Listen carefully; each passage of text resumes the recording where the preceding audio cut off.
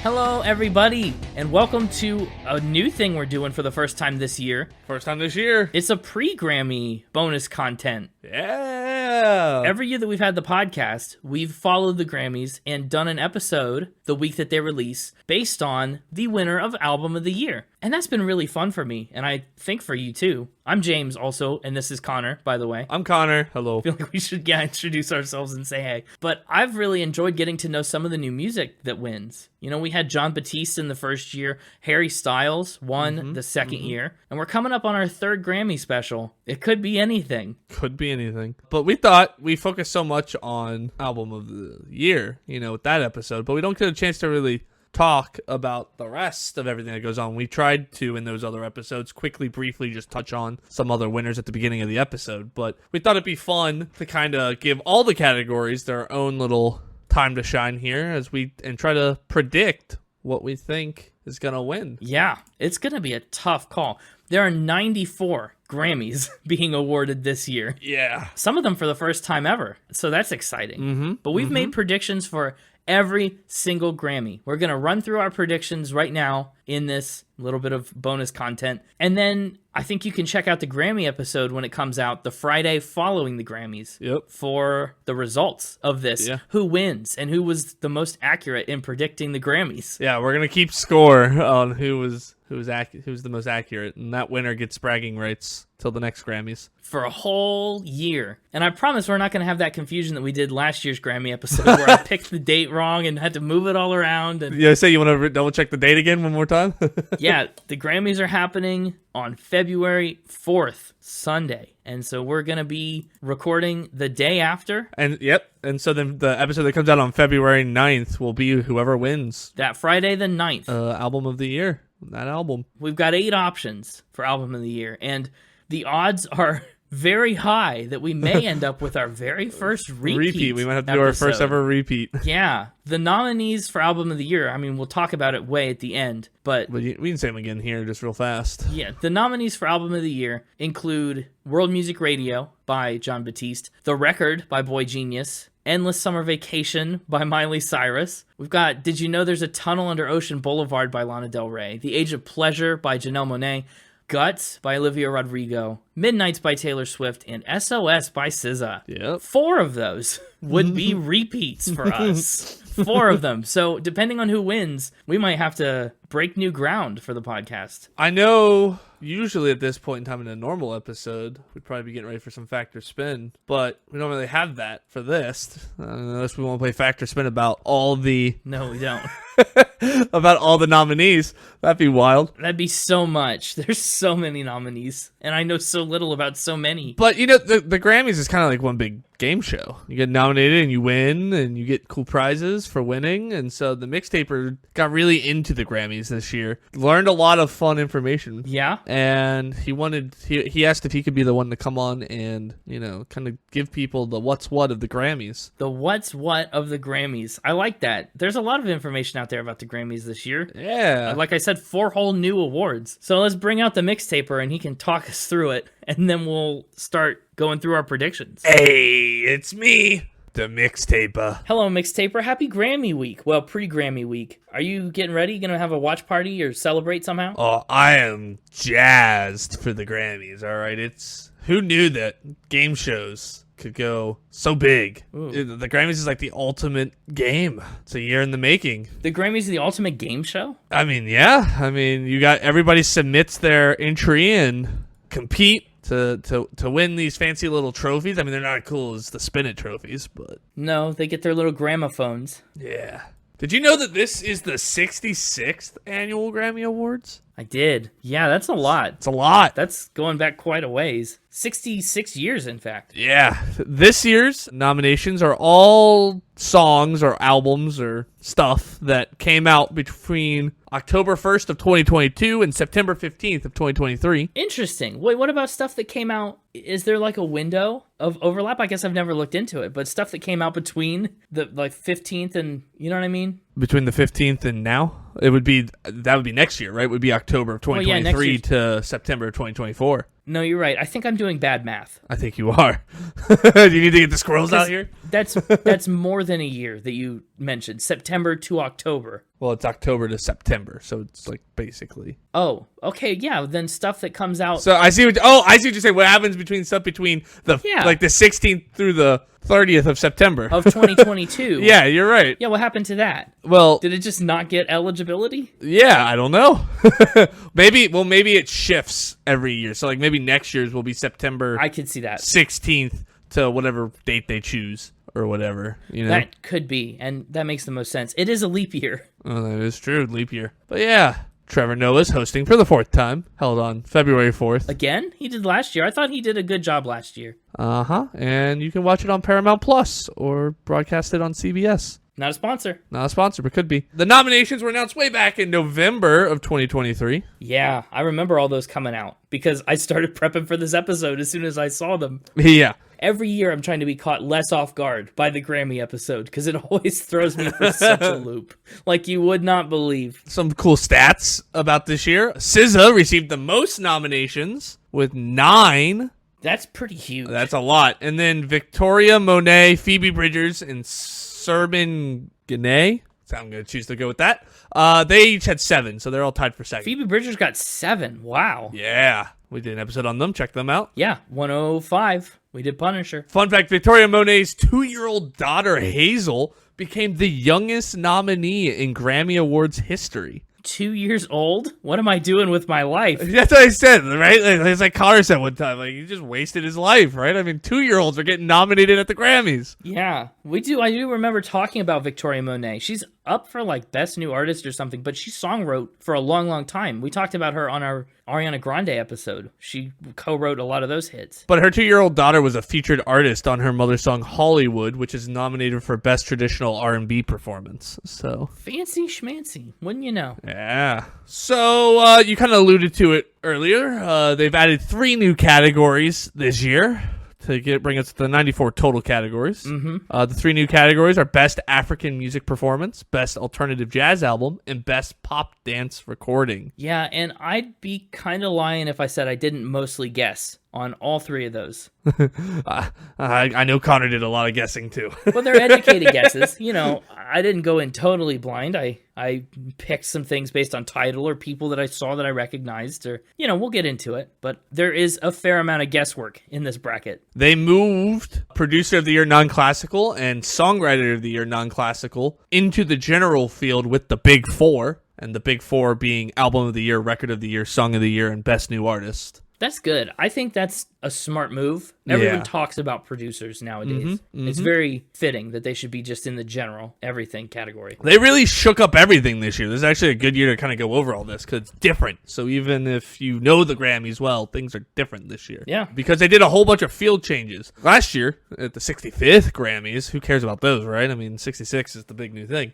Yeah, sure. There was 26 fields instead of 11, not including the general field that had the Big 4 only at the time. Oh my gosh. Yeah. So they smushed a lot of them together. The reason they did this was to ensure that all the voting members were able to use all 10 of their votes that they're allowed to have. Because due to having 26 fields with only 1 or 2 categories each, it was preventing members from being able to use all 10 votes because you get 10 votes, but only spread across a maximum of 3 fields. Interesting. So, you know, when there was 26 fields with only 1 or 2, you might pick 3 fields with only 2 categories and only get to use 6 of your 10 votes before you're done. Yeah, that is really interesting because I noticed there's some weird combinations. Not necessarily the most illogical, but definitely feels like they should be separate in some ways. Yeah, sure. You mean like the fact that children's comedy, audiobook narration, storytelling, and music, video, and film were all together?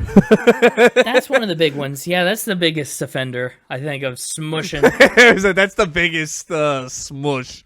There's like, yeah, Oppenheimer go up against ABC's. the ABC album, by, you know what I mean? Like, that's impossible to judge. Yeah. And it's not really go up against. No, it's not. Obviously, But the categories are all very different, but sure. just in the same grouping. Share a space. Yeah. So anyway, they did that. So then they took Producer of the Year and Songwriter of the Year and put them up into the general field with the Big Four. So again, everybody gets to vote in the general field. All voting members get to vote in the general field in all 6 categories. Then you get 10 additional votes that you can spread across those up to 3 other categories. Yeah, I would imagine most industry professionals save those for categories where they are knowledgeable and that they participate in. Yeah, that would be the smart way to do it. Although I guess if I was in there, I'd go for the, give me 10 votes. Let me go find the least. Things. Yeah, let me go find what I know the least about and vote on that. and balloon the ballot box with 10 extra votes for it.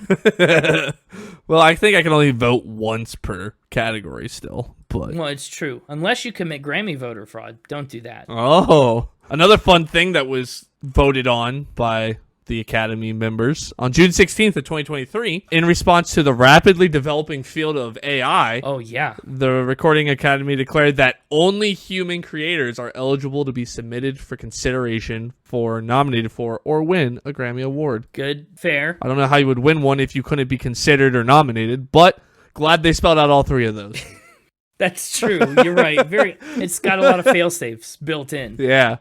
For you sneaky AIs who find a way to get in there without being considered, still can't win. You still can't win. Tough luck. It's stated as a work that contains no human authorship is not eligible in any categories. Good, that makes sense. Soon we're going to have just robot Grammys. I know, right? That'd be cool. I'd watch those.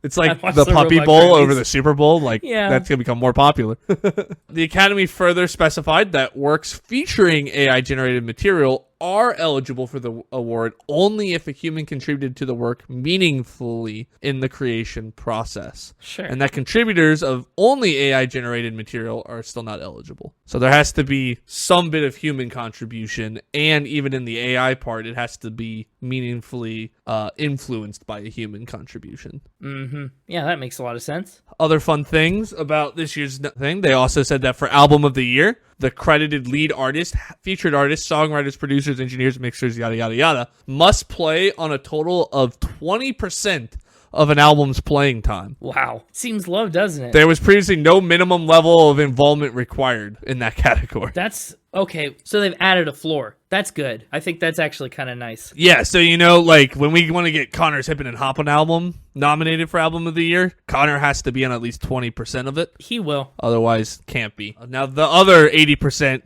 I could feature, you could feature, Spinny could feature, get the Gopher on there, whatever we wanted to do. Right. They also removed the requirement that in the Best Music Film category, 51% of the performance-based material requirement. So it used to be that the project had to be at least 51% performance-based visuals, I guess, in the Best Music Film. Now it can be whatever the heck you want it to be. They have changed a ton. They have. That's what I said. I thought it'd be important to go over. They also renamed Best Regional Mexican Music Album to Best Musica Mexicana Album. And in the one change that I disagree with, they changed Best Improvised Jazz Solo to Best Jazz Solo Performance. I want a whole category for improvised jazz. Come on. That's mostly what every category of jazz is, roughly like that. I mean, yeah, but come on. Now I could write it all out ahead of time and still be nominated in that category. It's not the same. That's true. Yeah, that's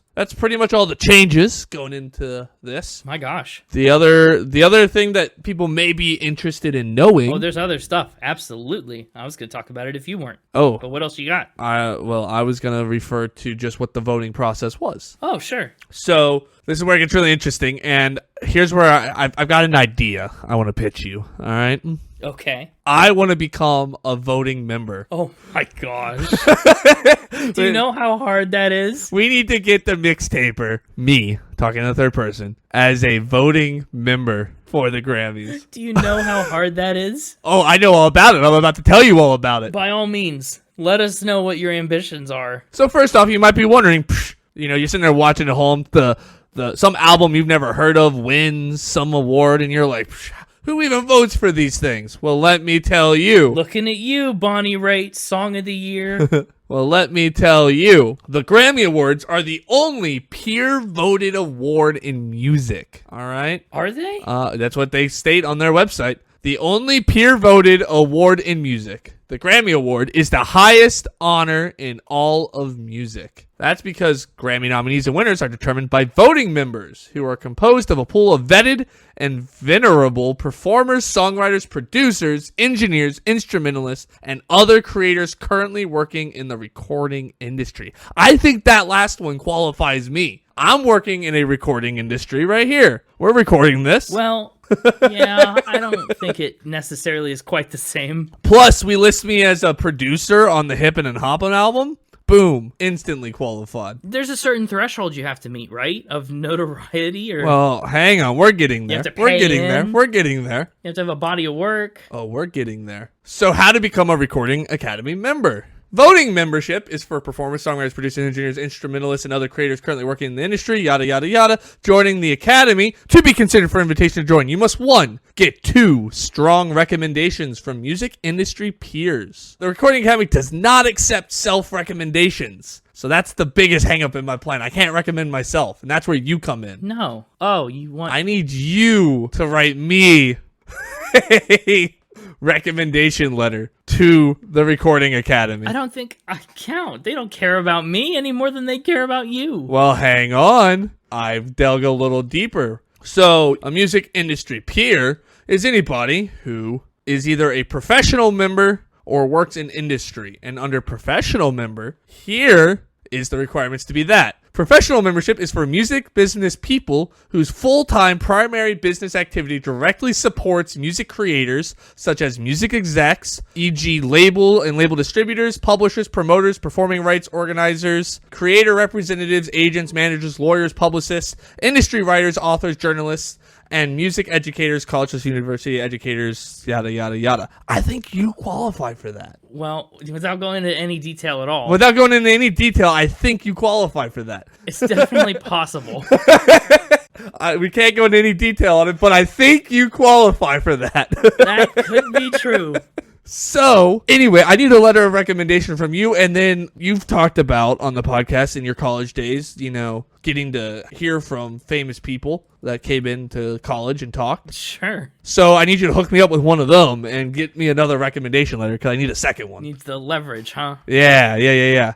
And we have to submit all this by midnight on March 1st, so your deadline's coming up. Oh my gosh. Well, that's not going to work this year. That's not going to work this year. And I'm going to go out on a limb and say that might not work in future years. But that's really interesting. Now you know. We're answering all your questions about the Grammys tonight. Yeah, that's how so you go through that whole process. They decide if they want you to be a voting member. They say yes. Boom. There you are. 10 votes plus the 6 categories in the general field available to you. So all submissions are submitted, right, within their eligibility year, yada, yada, yada. But then they go through a 350 expert screening process. Yeah, I believe that. Now, how many voting members are there? I'm sure you have a number you're about to say. According to Billboard.com, 12,000 of the Academy's total 21,000 members are eligible to cast ballots. Okay. If someone doesn't meet the requirements, he or she may still apply to become a voting member with an endorsement from at least 2 current Recording Academy voting members, yada, yada, yada. So you got to be like within good standing, pay your dues, stuff like that. Otherwise, they take away your voting rights, but you're still a member. I do know people who can vote for Grammys,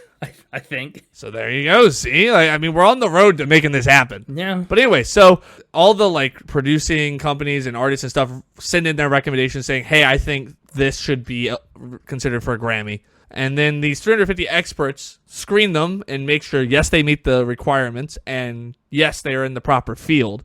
If they weren't nominated in the proper field or they didn't meet the requirements, it's eliminated. They do not make any artistic or technical judgments at this point, just determining eligibility and category placement. Yeah, I'm sure it's a couple rounds of process. Once all the submissions are in, then the first round ballots are sent out to voting members just to determine the nominations. Yeah, it's like a job interview, but you have to go in for the second round and the third round, and then finally you make it to the last round. So they vote, all that jazz. Then the special nominating committee determines the final nominations. Then, once all the nominations are finalized, then they do the final voting to determine who's going to win, and then there's the results that are tabulated and presented during the Grammys. And everybody gets presented with a Grammy statuette. They are not given one. They are simply presented with one. They do not own it, is something else I found out. Not the one that they get on the night. No. Not at all, as far as I can tell.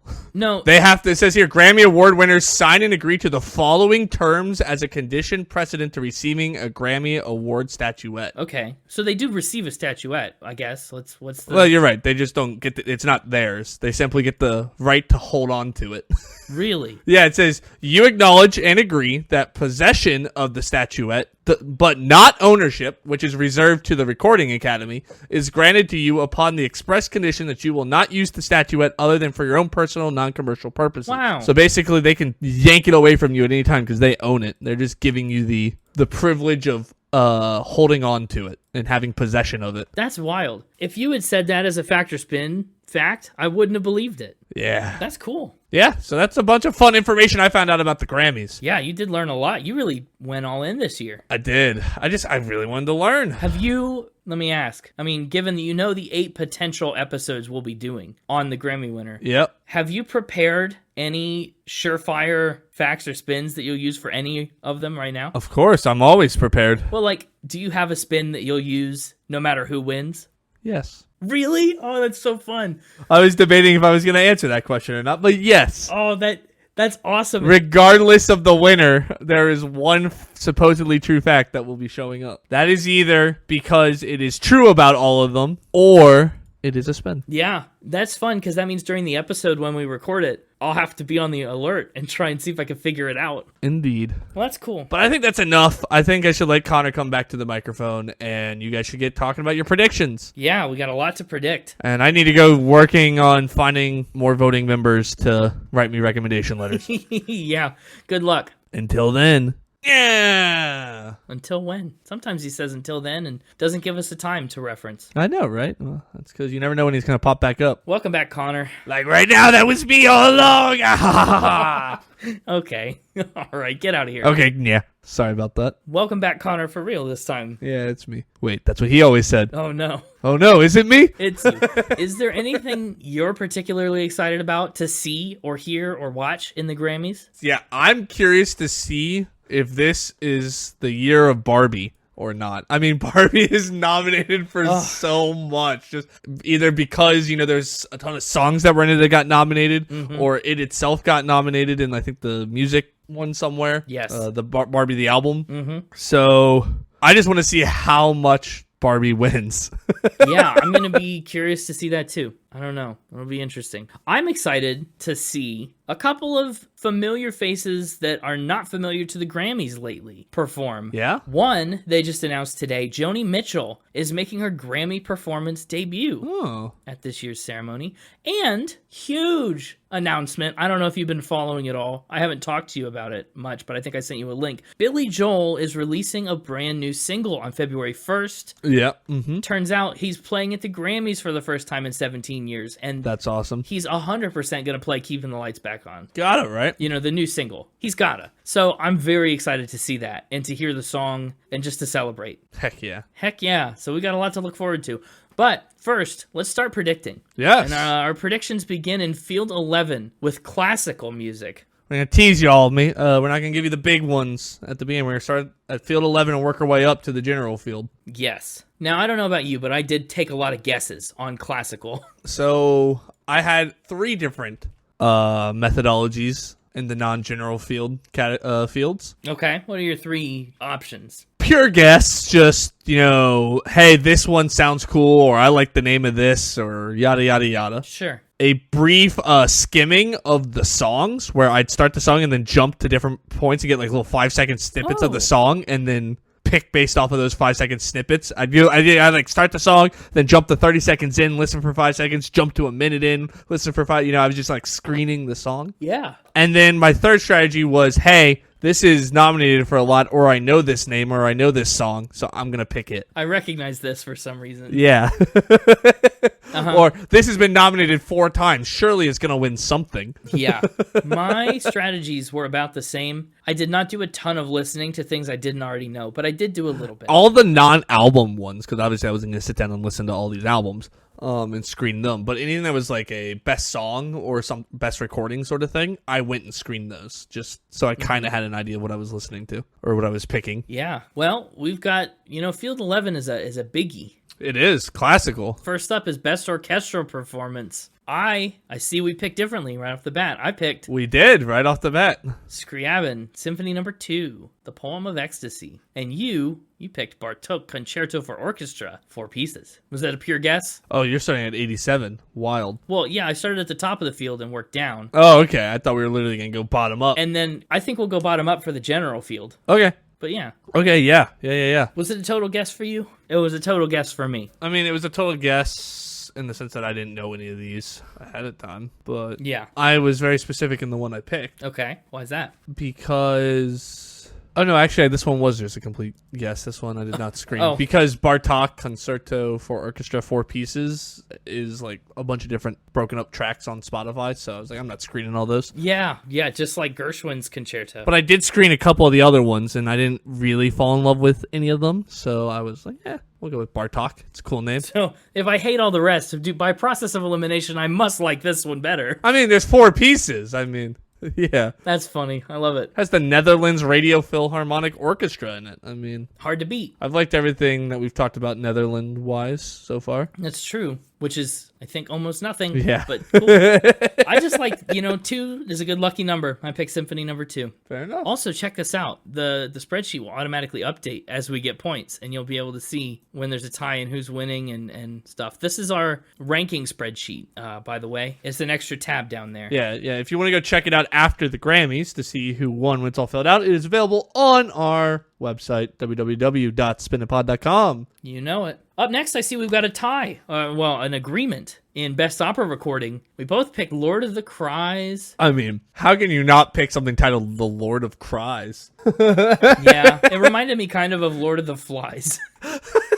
And it sounds very like if I'm listening to an opera, Lord of Cries sounds so intense. Yeah, that was pretty much my logic. Like it's going to tug at all the heartstrings. Good enough logic for me. Up next, another disagreement. Best choral performance. I picked Lux Eterna. I think that sounds like a great choral piece. Over Carols After a Plague? Yeah, Carols After a Plague sounds fine, but Lux Eterna? That's in Latin. That's surely got to be good for choral. I don't know. It was mostly just a guess. I just figure, when I think choral, I think caroling. So it's carols, and then plague sounds intense, so this will be intense carols. Fair Unlike enough. the Carol I work with, who's an intense Carol. No, I'm kidding. I don't work with any Carols. That was just a joke. HR? That's not real. There's no Carols. Spin it, HR. Don't come after me. Mm-hmm. Best chamber music or small ensemble performance. I actually did listen to some of these and screen them a little bit. Really? I really enjoyed Between Breaths, and it looks like, that's the one you picked. Yeah, I did too. You did screen it? Uh-huh, yeah. I was intrigued that it's a percussion group. Third Coast Percussion. Yeah, it's really weird. I don't know how much of it you listen to, but it's like in all the percussions are between them going, Of breathing? Yeah, I did listen to some of that. they're literally like breathing into the microphones, and then there's like percussion in between it. I was like, this is kind of cool. This sounds like it should win an award. Yeah. I originally, before hearing that one and being intrigued by that, was leaning towards Roomful of Teeth. Mainly because of the title, or the band title, Roomful of Teeth. But what's next? Are we on to Best Classical Instrumental? You know I listen to these. I'm the instrumental guy. I'm sure you did. I picked The American Project. I saw it get nominated for other things, including, I think, orchestral performance. Yeah. Something earlier. I think I maybe picked The American Project in an earlier field as well, or at least I recognized that it was there again. But I just didn't care for it as much. Keogh's Cylinders was really cool. I didn't listen to it, so I didn't make a proper guess. But, here we are. It's like a whole... Cylinders is like a whole... It's part of a whole album. But it starts out with a lot of really cool... I don't even know how to describe it. It sounds like somebody like banging on glass Cylinders? bowls. Yeah. Bowls. Yeah, Okay. just like if you turn a glass bowl upside down and they had the different pitches. There's an instrument that I'm thinking of. I can't think of its name though. Mm-hmm. But it was a lot of that, so I thought it was pretty cool. That is kind of neat. I'll have to take a listen. Maybe I'll change. I won't change it after the stream, but maybe it'll sway me and maybe I'll regret it. Best classical solo vocal album. I picked 40 at 40. It's got an at in the title. That's pretty cool. Heck yeah. I don't remember why I picked Because. I don't know if that was one I listened to or not. I think you just picked it because. Because. Yeah. What about best classical compendium? I picked Passion for Bach and Coltrane. I love Coltrane. And Bach, he's pretty good. Coltrane's pretty great. And yeah, who doesn't like Bach? But I mean, come on, Fandango was in there? Of course I was picking Fandango. I think I picked Fandango more than once in here. I think you also picked Fandango earlier in the thing, because I think we agreed. I picked Fandango in a different field. Yeah. I did try and oscillate a lot. I wasn't sure if it would be smart to just pick the same thing over and over in hopes that it's the winner and I just get a lot of points. Or if it'd be smart to like scatter my picks around. And, you know, Fandango one time and 40 at 40 another time. And I think it's riskier to spread your picks around, but I think it can earn you more points by being riskier, right? Because like it's like the logic of like playing heads or tails, right? You can just say heads every time and you're almost guaranteed a 50% accuracy rate, right? Yeah. Whereas if you change up your guess, it's riskier because now you can lower your accuracy rate, but you could also raise it as well. So true. Who knows? You got to go for it. Yeah. Risk it for the biscuit. And that's what Bach was doing when he composed all of his works. Just risking it. Sure. For the biscuit. Best contemporary classical composition. I picked Ades, Dante. Yeah. Got to go with Dante. It sounds cool. It's Italian. Inferno. I also almost picked that one. I listened to these and I was between that one and this was actually a really hard category for me. And it was the first one because I started at the bottom and worked my way up with my predictions as well. So I could warm up. And I hit this first one and I was already like stumped because I really liked this one. I liked Akio in that space at that time. That's the one that Akio Cylinders comes from. And then the one I ended up picking, Dark with Excessive Bright. Yeah. I am impressed though. I mean, these are the first 8 fields. We've picked the same thing twice. We're more than 20% in step so far, which is going to make for a really interesting situation. I have a feeling, I didn't really look at yours too much. There was once or twice that I saw we happened to pick the same thing as I was putting mine in. I picked first, so I didn't look at yours at all. Yeah, but there's a couple times I saw that we were in step, but for the most part, I kind of ignored your half of the spreadsheet as I was putting mine in. But what I predict is we're actually going to be fairly out of step in these earlier fields, but the closer we get to the general field and the more the less niche the categories become, we will start to align more because we're both going to recognize the artist and the songs more as we get higher up in these fields. It's true. That's what I predict happening. That could very well happen. Like we specifically, you'll see it when we get there, audience, but we specifically blacked out our general field ones because those are like the big ones, so we didn't want to be able to see each other's at all. I wanted the reveal to happen live. Yeah. So we have no idea what each other picked there. I would not be shocked if we picked the same. Well, actually, I would be shocked if we picked the album of the year the same because there's no chance you went with Miley Cyrus. But whatever. Well, look, we'll get there. We'll get there. That's a long way away. We'll get there. We got 10 other fields to get through. Yeah. So let's move on to field 10. Then let's do it. Best engineered album, non-classical. Was there any rhyme or reason to this one? I picked Desire, I Want to Turn Into You because, first of all, Caroline Polachek makes some pretty interesting music. I'm actually a little familiar with her, and that's one of the reasons I went for this. Okay. She opened for Dua Lipa when I saw her in concert. That's the first I ever heard of her. Really? Oh. And I was kind of impressed. I listened to her Pang album, and it was okay. But Desire, I Want to Turn Into You, I've heard good things, and I mean, with a title like that, like I know she's got good engineering. I know production is something that she prioritizes in her music, and so that's why I went to that. Fair enough. I went with Jaguar 2 because it was in all capitals, and it's the second one. It's aggressive. So, if it was good enough to get a sequel, I mean... Hey, true. And Victoria Monet's on that. One of the most nominated this year, you said? Yeah. Which actually, that's what the mixtaper said. But yeah, I didn't even realize that. Victoria Monet is on this. So. That's her song. Yeah.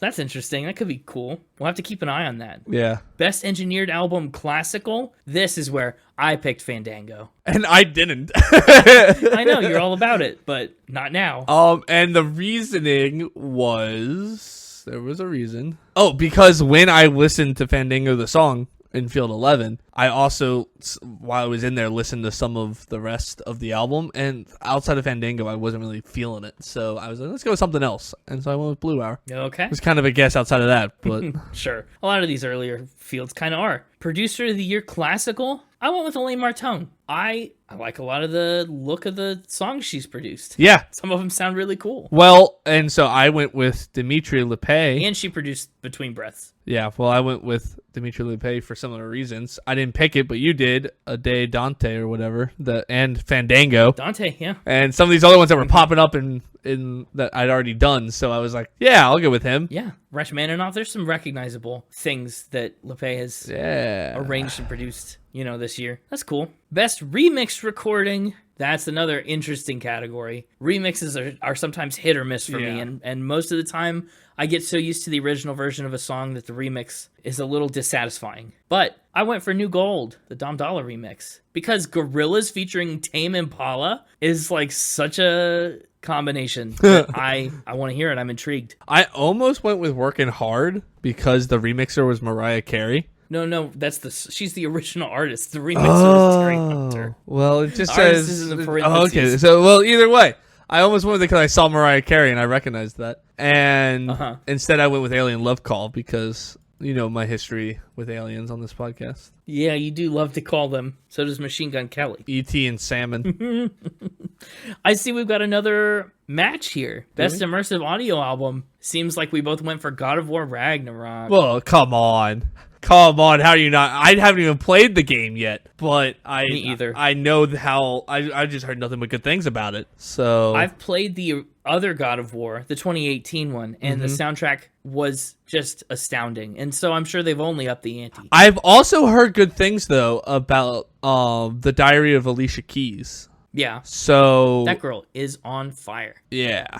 So I could see that. And then George Strait was the producer on Blue Clear Sky. Artist. The artist. You keep doing. I don't know what the He's parentheses the artist means. of Blue Clear Sky. It says immersive producer parentheses George Strait. Parentheses means artist. Chuck Ainley was the immersive producer. Oh, I see. I don't know. I didn't look too hard into these.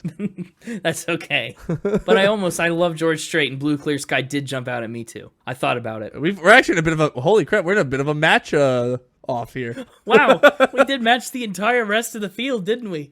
Best instrumental composition. Can you hear the music? Yeah. I picked this one for Ludwig Göransson. We talked about him with Childish Gambino, talked about him for Community, and so many other scores and soundtracks. Ludwig Göransson had to make it. Yeah, I picked it. I guess we did talk about it with that too, didn't we? But I picked him because Can You Hear the Music's in Oppenheimer. Oh, really? Yeah. I didn't even remember it. Yeah. That's cool. Let's put it this way. When I pulled it up, when I was screening these and I pulled it up on Spotify, the cover art for this one was Oppenheimer's movie poster, which makes me think it's in there. That's interesting. It's also blowing my mind that we both neglected John Williams in this category. Well, it's because it's Helena's theme from the Indiana Jones movie that kind of flopped, and the theme wasn't even that good. That's true. But John Williams, he's a legend. Oh, I agree. And I could see him just getting votes because of that, especially because he's retiring or whatever, and Indiana Jones, it was one of the last things he was. It's like his swan doing. song, darn near. So I could see some politics happening there and him winning it, but the theme wasn't that great. It's no Indiana Jones. But it is Indiana Jones. What? You say Indiana Jones is no Indiana Jones? No, I'm saying it's no Indiana Jones theme song, right? Indiana Jones theme. No, okay. Helena's theme's no Indiana Jones theme. Gotcha. Just that was confusing the way you worded it there. Plus, again, I really liked the music. Really did a lot in Oppenheimer. I mean, I've pitched multiple times and just never put in the legwork to set it up. Doing a movie soundtrack stream where we dissect a movie soundtrack and talk about how the music influences the film. And Oppenheimer would be a good candidate for that if I ever get around to doing it. It could be. Because that music does a lot. Yeah. This one interests me. I kind of thought we'd pick the same on this one. I kind of think this one will win. Well, which is why I predicted it. But best arrangement, instrumental or a cappella, Paint It Black, we both took Wednesday. Yeah, have you seen Wednesday? I forget. We watched Wednesday together. I thought we did. So, but how can you not pick that? It was such a memorable moment in the show. Mm-hmm. The arrangement was surprising. I wasn't expecting it. It was really good. Mm-hmm. And I remember it. I saw that in there and I was like, oh, this is a good nomination. And so, that just makes sense to me. Honestly, if I was a nominee or if I was a voter, if I was an Academy voter, this would be one of the fields that I picked to vote in. Mainly just because of these last 4 or 5 ones. I don't know really anything about the first half of the category, but from God of War down, I'm all in on the rest of these. I would come vote for these. Apparently. And then last but not least, best arrangement, instrumentals, and vocals, we both picked April in Paris. Yeah. I think I know why we both picked that. Is probably because of George Gershwin's American in Paris. And, I mean, we've had that on the brain lately. Mine was because I listened to it, and it was good. Okay, I didn't listen to it, but... I feel like I put somehow more work into this than you did, surprisingly. That's usually not how this goes. I put a lot of thought into it. I did listen to a chunk, but I didn't listen to everything. Mm-hmm. I kind of wish I had, but it would have taken forever. It would. I didn't listen to like hardly any of these songs. I just screamed them. Right? It was ba-doop ba-doop ba-doop ba-doop ba-doop. And all right, let's go to the next one. I spent more time probably looking up the songs on Spotify because I had to keep typing in the artist names to get some of these to pop up. I couldn't just type in the song name. Yeah. So I probably spent more time looking the songs up than I did listening to them. Could be. Up next, Field 9, Package Notes and Historical. I haven't read any of the album notes. This is a tough category. I was curious if you would look any of these up. I didn't, but I was like, you're the history buff, so like I could see you going and like looking these up and seeing if you could find them online to compare them. Yeah, I did use my history buff knowledge, I think, to my advantage, I hope, in this category. But for the most part, it's kind of a crapshoot. For best recording package, to be frank, I'm not even 100% sure what all the criteria are in a recording package. What's considered? I wanted to make sure I knew what I was judging off of as well. Actually, this is the one field that didn't tell me what it was for. Oh, like great. On the other fields, it's like best music film for concert/performance films or music documentaries awarded to the artist, video director, and video producer. Right? It like told me about like what the category was. This one just doesn't. Mm-hmm. So. Oh well, I picked The Art of Forgetting. That sounds like it's got a lot of potential for really interesting album art, recording packages, just all the things that go with an album. Yeah. Sounds like a lot of potential. I picked Gravity Falls because it was a cool show. Yeah, I don't know if that's related to the show or not. I don't think it is. Probably not. The show ended a long time ago. Yeah, probably isn't. But that was I had no better logic to go off of. So yeah, I had also a tough time picking for best boxed or special edition package. Looks like we agreed. Well, we did pick Inside both. Yes, another one we watched together. I thought long and hard. I was like, man, the collected works of Neutral Milk Hotel sounds awesome. Just the fact. Well, I want to know what a Neutral Milk Hotel is. You will. Oh, okay. Absolutely you will. But I was like, is that something that's going to have appeal to the voters? And I wasn't sure. You're trying to play the voters. I don't know. Here. I guess. That historically doesn't go well for you. I know. But also, Neutral Milk Hotel doesn't have a lot of works to collect. They weren't around very long.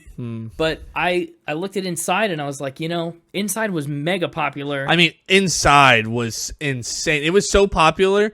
It even got like what was it called, like Inside Out or whatever. It was like the behind the scene outtakes that were cut, or like how we put the songs together. Like it's and then it has the box set. Like it's insane how popular Inside was. Mm-hmm. I think Bo Burnham's a really captivating entertainer. I think Inside strikes a good balance between being absolutely hilarious and completely devastating. Yeah. And I just think it's a really respectable piece of art. And so, since it's the only place I saw it nominated for anything, I figured it should take home a Grammy. Yep, that's exactly why I went for it as well. There you go. Best album notes, another agreement. We are crushing. You thought we were going to be so spread out in the early rounds. Yeah, I thought we would. We are so in sync. Best album notes, I went for Written in Their Soul with the Stax Singers and demos. And of course, so did you. I don't know why I went with that one. I guess I like the name Written in Their Soul. Written in Their Soul is great. It's soul music. We talked a lot about Stax Records in our Otis Redding episode. I think if you're talking album notes and you're talking, I also picked this one for Best Historical Album up next, too. Oh. If you're talking album notes and you're talking history, Stax is one of the biggest names in the soul music game. They're the soul label in the same way that, Motown was for Motown music. They had a genre named after them. Stax is that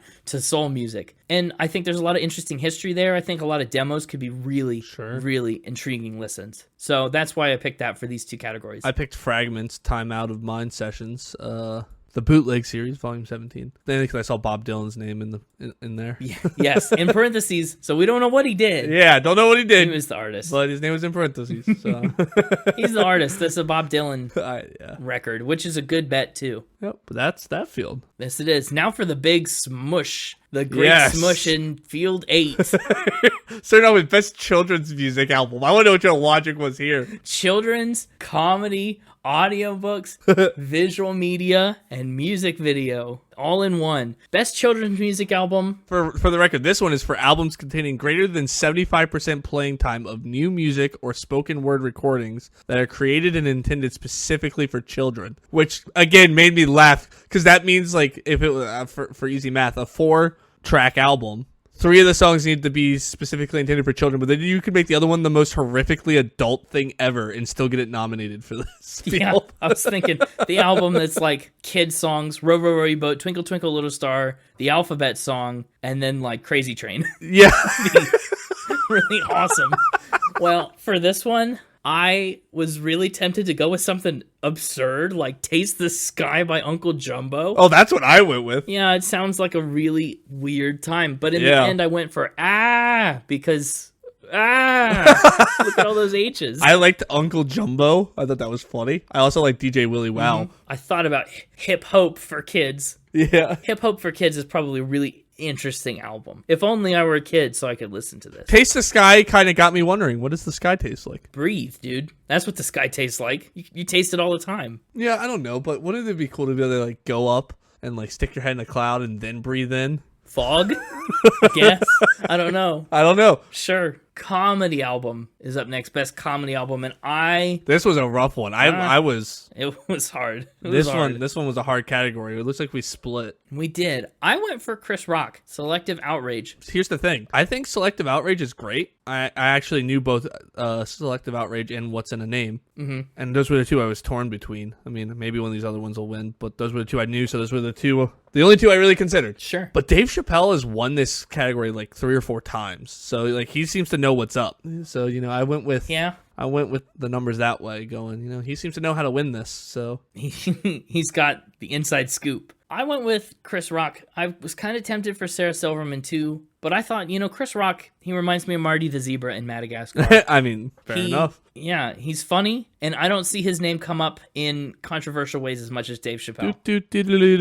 Circus. Yeah.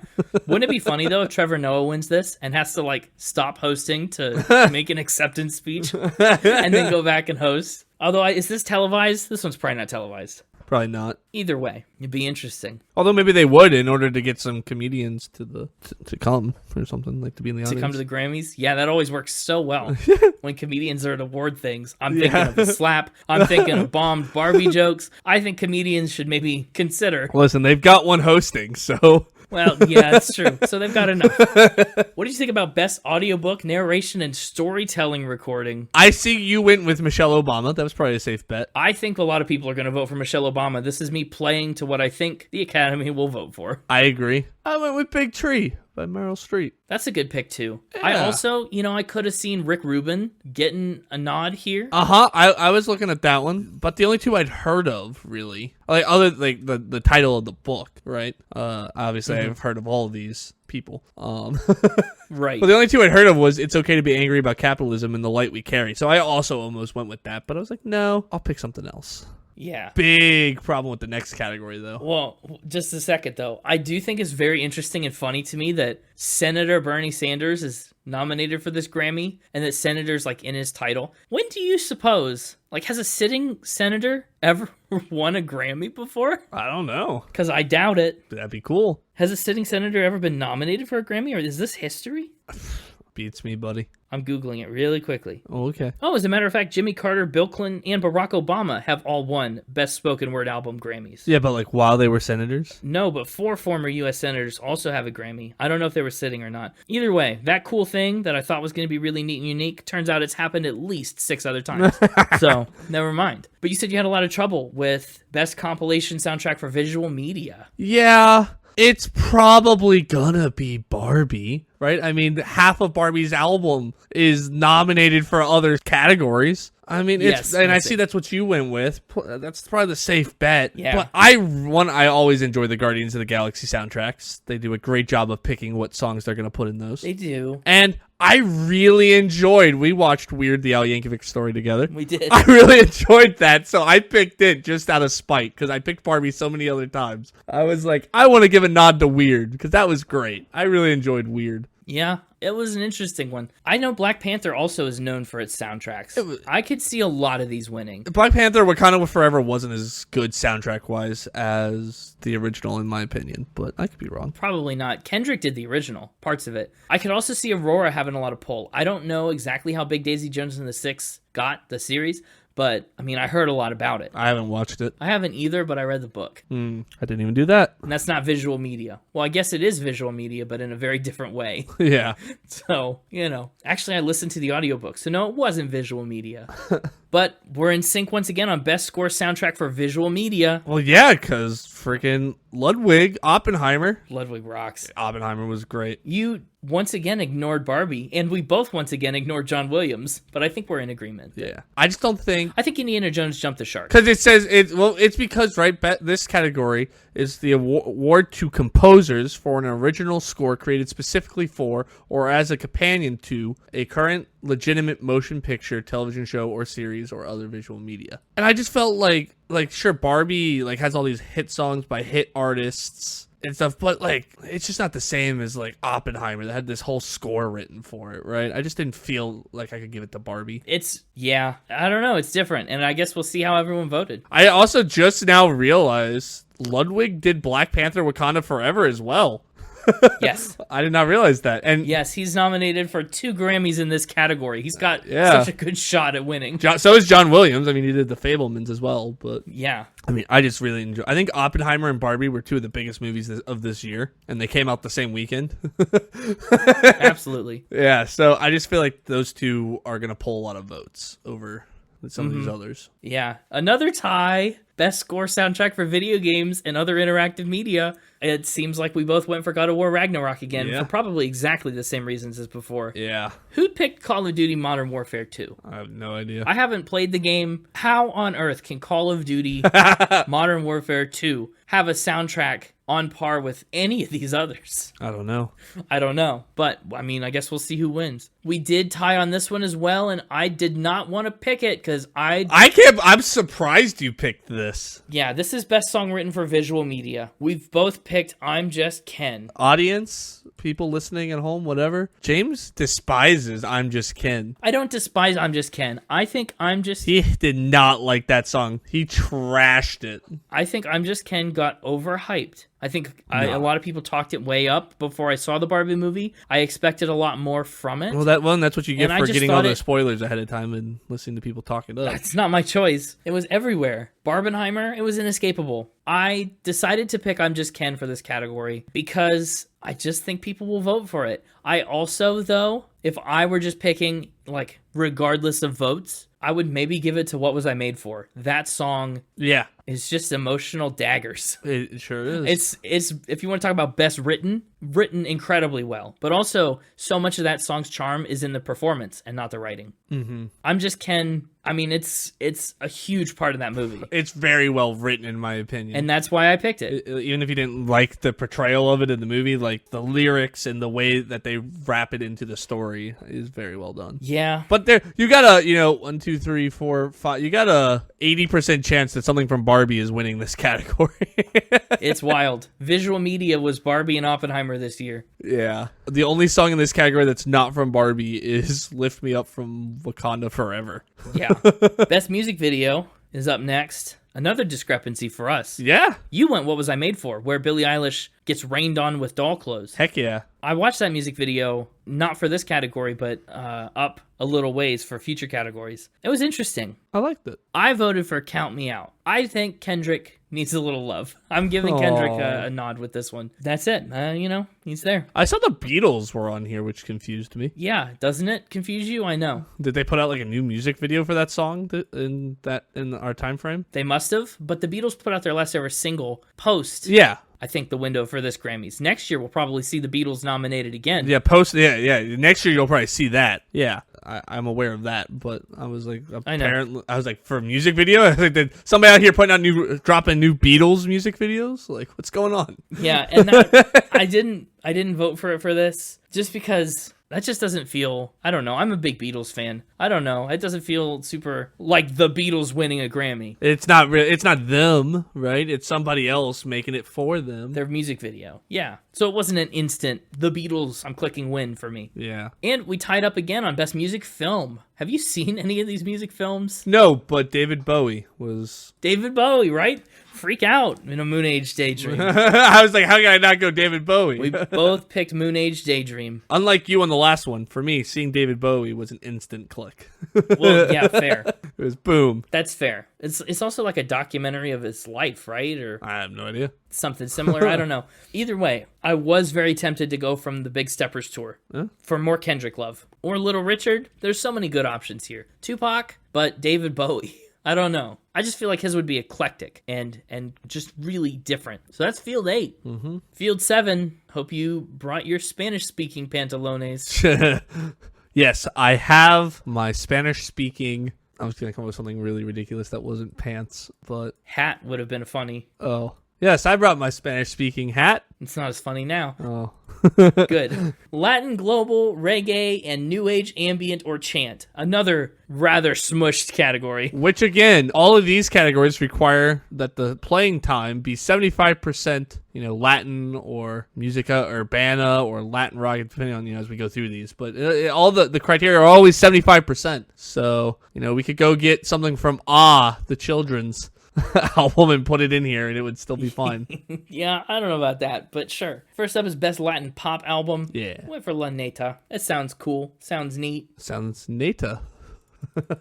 Yeah. That's an anagram for neat. As a matter of fact, you didn't. You went for Beautiful Humans. No, I went with Beautiful Humans, Volume 1. I was intrigued by the fact that it was the first volume. I want to know if there's more volumes. And well, not yet. It's just the first. Humans are beautiful. Humans are beautiful. In fact, there's 2 Volume 1 albums in this category. Yeah. Gabby Moreno's is a Volume 1 as well. What are the odds? Yeah, up next is the Best Musica Urbana Album. There's only 3 nominees in this category. Which is interesting. And we didn't match. Yeah, I picked Mañana Será Bonito. Tomorrow Will Be Beautiful. You picked Saturno. I guess is probably Saturn. Yeah, really like Saturn. You just like Saturn? Yeah. Well, if you like it, then you should put a ring on it. Maybe I will. I think it's already got one. It's cheating on me? I don't know if it's cheating on you if you never started dating. I don't know. Best Latin Rock or Alternative Album, De Todas las Flores for me. For me as well. And for you. Another match. This is fun. It's like a little match game. Yeah. We get to find one where we were in sync. We get to take it off the board every time we find a match. I mean, basically, it's not going to count. Yeah. Either we're both getting that point or no one is. Although I suspect a lot of us... Will just be no points. I suspect on a lot of categories, both of us will get no points. But we'll see. What about Best Música Mexicana Album, including Tejano? I picked Motherflower, because what a cool compound word. This was one of the ones that the mixtaper told us was renamed. Yeah. What did you pick? I went with... Well, you can see. What did I go with? The listening audience can't see. Yeah, well... You're just going to make me say I'm gonna it make because you can't pronounce things? Yep. You went with Amor como en las películas de antes. Love like in movies of before. You know why I went with this one? Because you like movies? I had a really very logical reason for why I went with this one. Super logical. It's the longest title? No. De Antes reminded me of Dante, the AIDS Dante, one from like the very first category. Oh, from way before? Yeah, so I just like... Just because the word looks similar? Yeah, so I just picked it. Hey, you know what? Sure, fine. Why not? Best Tropical Latin Album? Or Tropical? I went for Vida. Short, sweet, to the point. You did not. Nietzsche Sinfonico. You put the accent on the wrong. There's literally an accent above that O. Whoops. That's okay. Well, then you say it. Nietzsche Sinfonico. Sinfonico. Yeah, that's what the little accent is, where you put the stress. Global Music Performance, we're in line again for no reason whatsoever. Best Global Music Performance, we've picked Shadow Forces. Did I listen to these? No, I didn't listen to these. So yeah, just we're in agreement. Shadow Forces, they're cool. It's a pretty sweet name. It's like ninjas. Reminds me of ninjas. Yeah, right, I know. It's cool. Best African Music Performance, I picked Rush. I picked Water. Water rushes. Well, I just know that they bless the rains down in Africa, so. Touche. Yeah, that's true. Figured the water would have at least some of that blessing. It rains into the water. Yeah. What about Best Global Music Album? Went with I Told Them. Oh, me too. Why did we tie so much? I don't know why we tied so much. It's going to be a really weird Grammys. Especially, what if they all win? What if everything we tied on is like the winner? That'd be nuts. I can't believe it. Or we're just going to have a bunch of zeros at the end. Be like, yep, no, it's a tie with 0 points in this field. It's going to be sad. But no, look, we're voting on every single Grammy. Not even everyone that votes on the Grammys can vote for every single Grammy. So, It's true. That's big. It makes sense if we're right less of the time. Yeah, honestly, if we get 10 right plus the general field, then we did as We well did as... probably better than almost anyone who voted in the Grammys. Best reggae album, I went with Colors of Royal, because that's a cool series of colors. Purple, gold, you know what I mean? sure. Colors of Royal are sick. I went with No Destroyer because it was by Burning Spear. I thought that was a cool name. Burning Spear's a pretty cool artist name. Yeah. What about New Age, Ambient, or Chant album? I went with Aquamarine. Obviously, the winner here is going to be Ocean Dreaming Ocean. Ocean Dreaming Ocean sounds like chicken fried chicken. Yeah. I'm just imagining it's like the Atlantic dreaming about the Pacific. Oh, yeah. And the one time that they get to meet. Yeah. Cute. I can see it. I just think Aquamarine is a really interesting ambient album title. I'd listen to an ambient album called Aquamarine. Feels oceany as well, actually. The main reason I picked this one actually was because I saw Hans Christensen on there in the parentheses, and that was a name I recognized for some reason. Don't know why. Is it? Or did it just remind you of Hans Christian Andersen? Oh, it could have been. I saw that one. Either way. I went, hey, that sounds familiar. Pick that. Word association. Yeah. Why not? I think we're getting closer. We're either a field or two away from where I think actual guesses are going to start playing into these. I made actual guesses in Field 6. Field 6 is gospel and contemporary Christian music. I took some solid guesses here. Best gospel performance or song, I went with All Things. Kirk Franklin is a powerhouse in the gospel music world. And, I mean, he's probably past his arguable prime. He's just been making music for a long, long time. But still, that name carries a lot of weight. So, Sure. I'm giving him best gospel performance or song. I went with God is Good for 2 reasons. One, had the most people listed under it. It does have the most writers. Yeah, a lot of people worked on it. And secondly, I almost went with God Is, but then I was like, no. Let's get more specific. God is good. Yeah, that's true. You know what? Fair. Best contemporary Christian music performance or song, which is interesting because it's very different than gospel performance. I went with Believe. You went with Believe. Mainly because it reminded me of the Polar Express song by the same name. If you just Believe. I went for Thank God I Do. Lauren Daigle's a big name. Okay. Jason Ingram's a big name. Put them together. What do you got? Maybe a Grammy. Why do I recognize the name Jason Ingram? Because he's a prolific writer. Fair enough. I was torn. I like Lecrae a lot. I thought about going for Your Power. I thought about going for King and Country. I didn't. Lauren Daigle's probably going to win at least one Grammy. So I picked her a couple different times when she showed up, just to hedge my bets a little bit. Fair enough. Best gospel album, I went for The Maverick Way by Maverick City Music. And I went with My Truth. You did. Live Your Truth. Yeah. Best contemporary Christian music album. I also once again went with Lauren Daigle, but I do know and have ranked and scored Church Clothes 4. So I was tempted to put that one. I went with I Believe. Yes,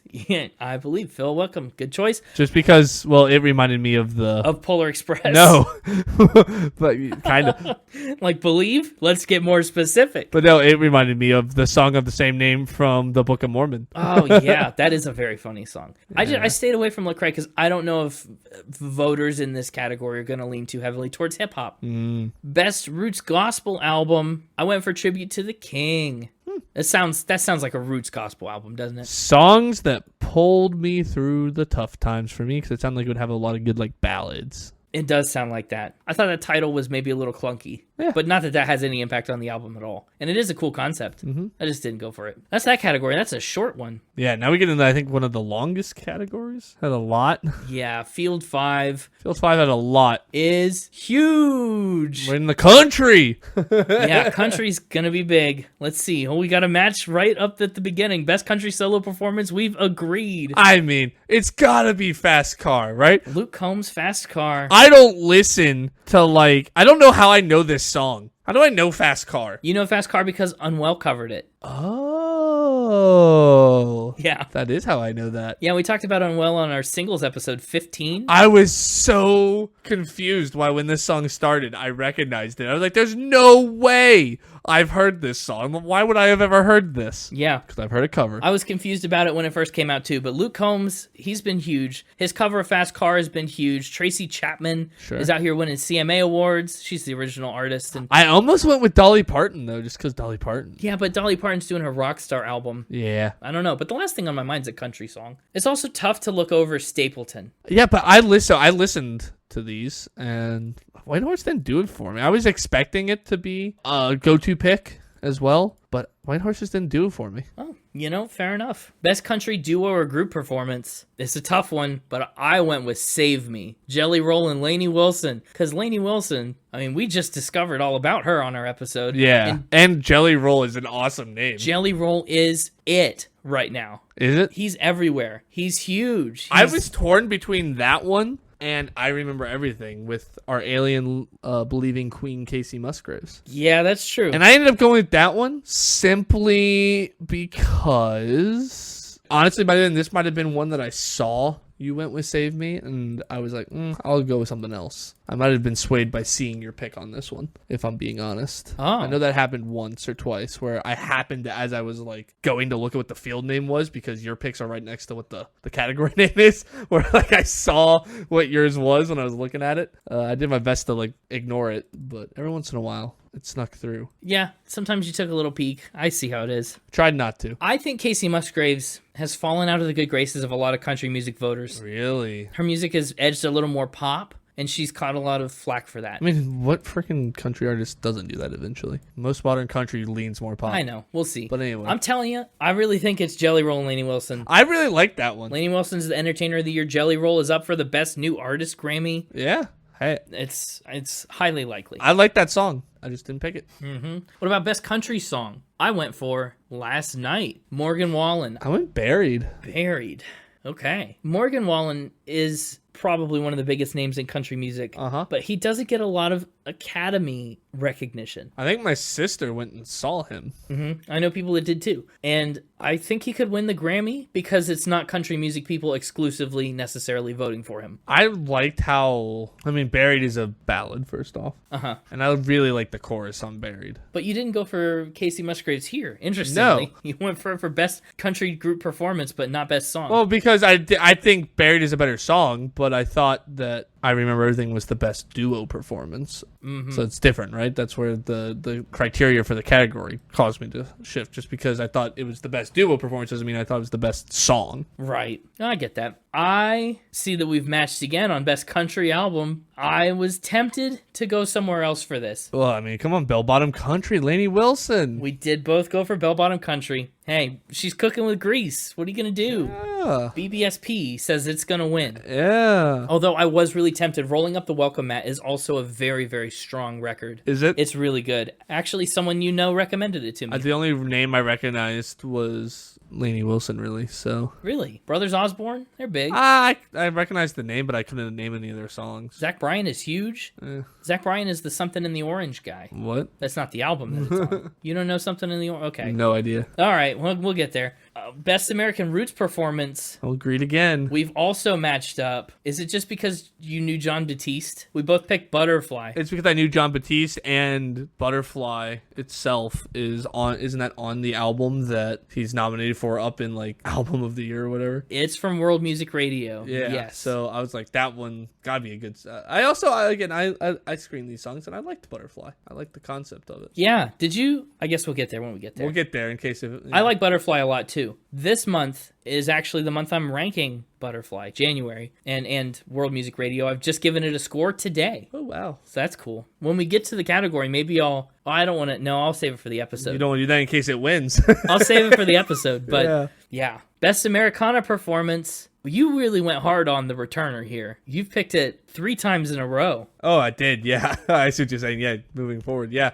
This is one of those examples of playing it safe that I figured if it was nominated that many times, it's bound to win one of them. Okay. And instead of trying to guess which one it would win, I just picked it in all 3. Yeah, that's fair. You picked it for Best Americana Performance, Best American Roots Song, and Best Americana Album. Yep. Interesting. I picked for Best Americana Performance, Help Me Make It Through the Night. Tyler Childers, again, really big right now. Best American Roots Song, Cast Iron Skillet. Come on. Jason Isbell is huge in his own right. Just a legendary songwriter. And anything that he puts out, I'm sure, is going to be gold. Which is why I picked Weather Vanes for Best Americana Album. I went in on Jason Isbell for this, while you went for The Returner. Fair enough. Best Bluegrass Album. What do you think? I mean, you can't get more bluegrass than bluegrass. So I went with Bluegrass by Willie Nelson. He shocked us by winning Grammys last year. Yeah. Can he do it again? Won't be a shock for me. I think it's possible. I didn't go for that. I went for Me and Dad, Billy Strings. It's a name I've heard a lot. I think he's got a decent shot at this. Best Traditional Blues Album, another matchup. Life Don't Miss Nobody. It's a good song. Well, it's the whole album that you got to Right, consider. never mind. I guess I don't know why I picked that one. Why not? It sounds the most blues out of all of these. It does. Oh, I know why. Because I thought the other ones all had stupid names. I mean, Ridin', Soul Side of Sip with 2 P's. Well, his name is Mr. Sip. Teardrops for Magic Slim live. I don't like live albums. We've determined that. And all my love for you is okay. I don't know. But yeah. Yeah, okay, fair enough. Best Contemporary Blues Album. This is Here and Now. I picked Live in London. I think live blues could be really compelling. As we just saw on our episode that came out recently, B.B. King. He put out one of the best albums ever, and it's a live blues album. True. I went with Death Wish Blues. That sounds pretty blue. It does sound... How blue can you get? That's pretty low. Plus, it's by Samantha Fish. Fish live in the blue. It's true. You're right. Fish live in the ocean, dreaming ocean. Yeah. It's all coming together. It is, yeah. You had a whole master plan. Best Regional or Roots Music Album. I picked Made in New Orleans. I picked New Beginnings. A brass band from New Orleans. Sounds pretty good. You went with New Beginnings. You did. Buckwheat Zedeko Jr. No real reason. No reason whatsoever. Yeah. Sure. You don't have to have a reason. You just have to be right. Yeah. That's the name of the game. Field 4, we're back to another shorter field, although it's another field that is really, really, really tough for me to judge. It's jazz, traditional, pop, contemporary instrumental, and musical theater. Best jazz performance. What do you got? John Batiste. Another match. Yep, Movement 18. Heroes. It was a good song. I do like Movement 18 a lot. I don't know if it's going to win this Grammy, but it's really interesting. I like the way that he makes the piano follow the voice, the vocals around. Anyway, again, you'll hear it in the episode if he wins. Yeah, and again, that was me kind of hedging my bet a little bit. 1, the song was pretty good, but 2, I mean, John Batiste, nominated for a lot. That's true. He could be our first 2-time episode, and both of them will have been Grammy specials. Be nuts. That'd be wild. Best jazz vocal album, I picked Melusine. I picked How Love Begins. That does sound pretty good. For Ella, too, with, Patty Austin and Gordon Goodwin's Big Fat with a PH band. That is also sounding good, but... Yeah, I love a good PH fat. Yeah, but I just figured that one sounds like a good vocal album for me. Maybe it's just the foreign language that its title is in. French? I don't know. Either way, I want to hear it sung. Best jazz instrumental album, I picked Dreambox. I picked The Winds of Change. That's a pretty fun sounding pick. Yeah. Actually, I like the titles of both of those. The Winds of Change come out of the Dreambox. Maybe they do. Best large jazz ensemble album. I picked Basie Swings the Blues because I love Basie. I almost picked that one. I went with Dynamic Maximum Tension. Interesting. So tense, so dynamic, so maximum. Yeah, can't get more maximum or tense or dynamic than that. I don't know. I just think the Count Basie Orchestra's got a reputation here. Yeah, no. And a Grammy for them wouldn't surprise me. I totally could see it. Best Latin jazz album. I went with Quietude. What a cool portmanteau. I went with My Heart Speaks. And so it does. Does your heart tell you that My Heart Speaks is going to win a Grammy? Actually, my heart told me it would be Vox Humana, but I didn't listen to it. Oh, my heart speaks, and I ignore it.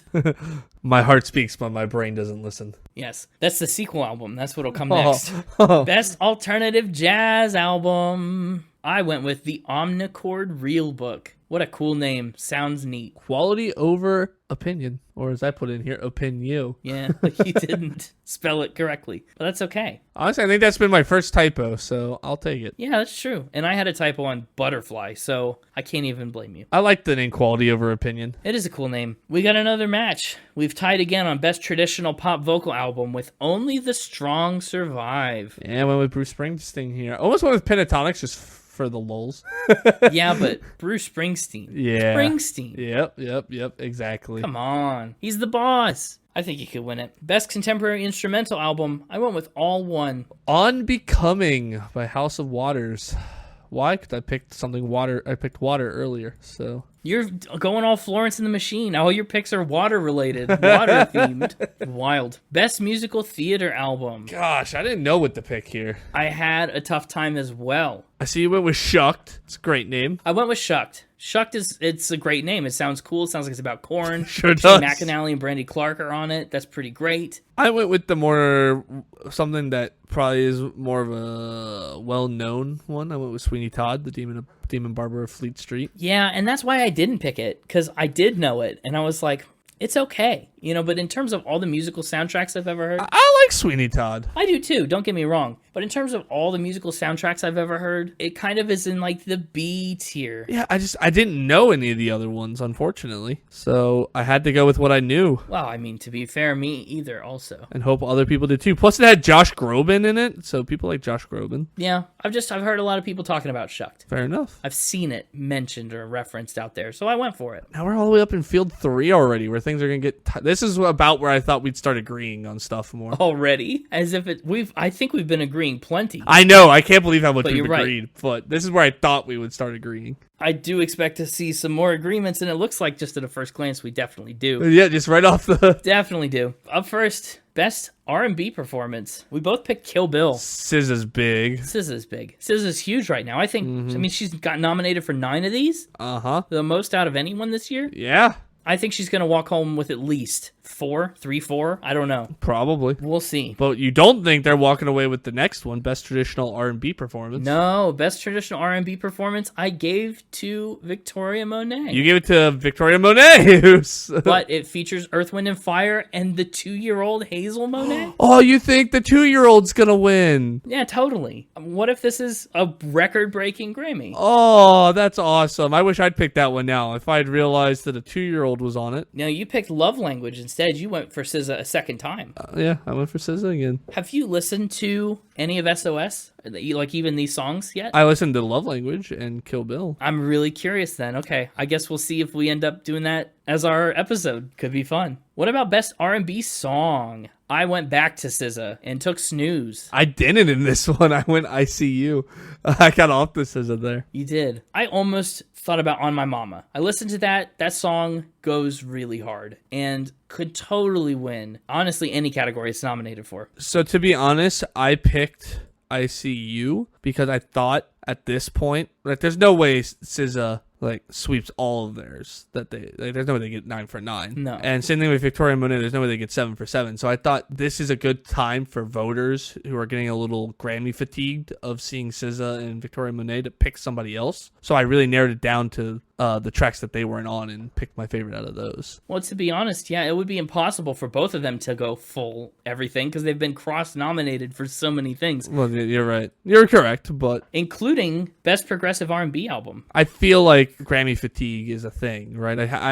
I know if I was a voter, I'd hate voting 8 out of my 10 votes for the same person over and over, right? Yeah, maybe. I'd be like, all right, they've already won all these other bigger ones. Let me throw this smaller one at somebody else who's only nominated for this category, but had a good song too. Yeah. So Best Progressive R&B Album is a hard category because I went back to SZA. We've both picked different ones, and we've both picked albums that are nominated for Album of the Year.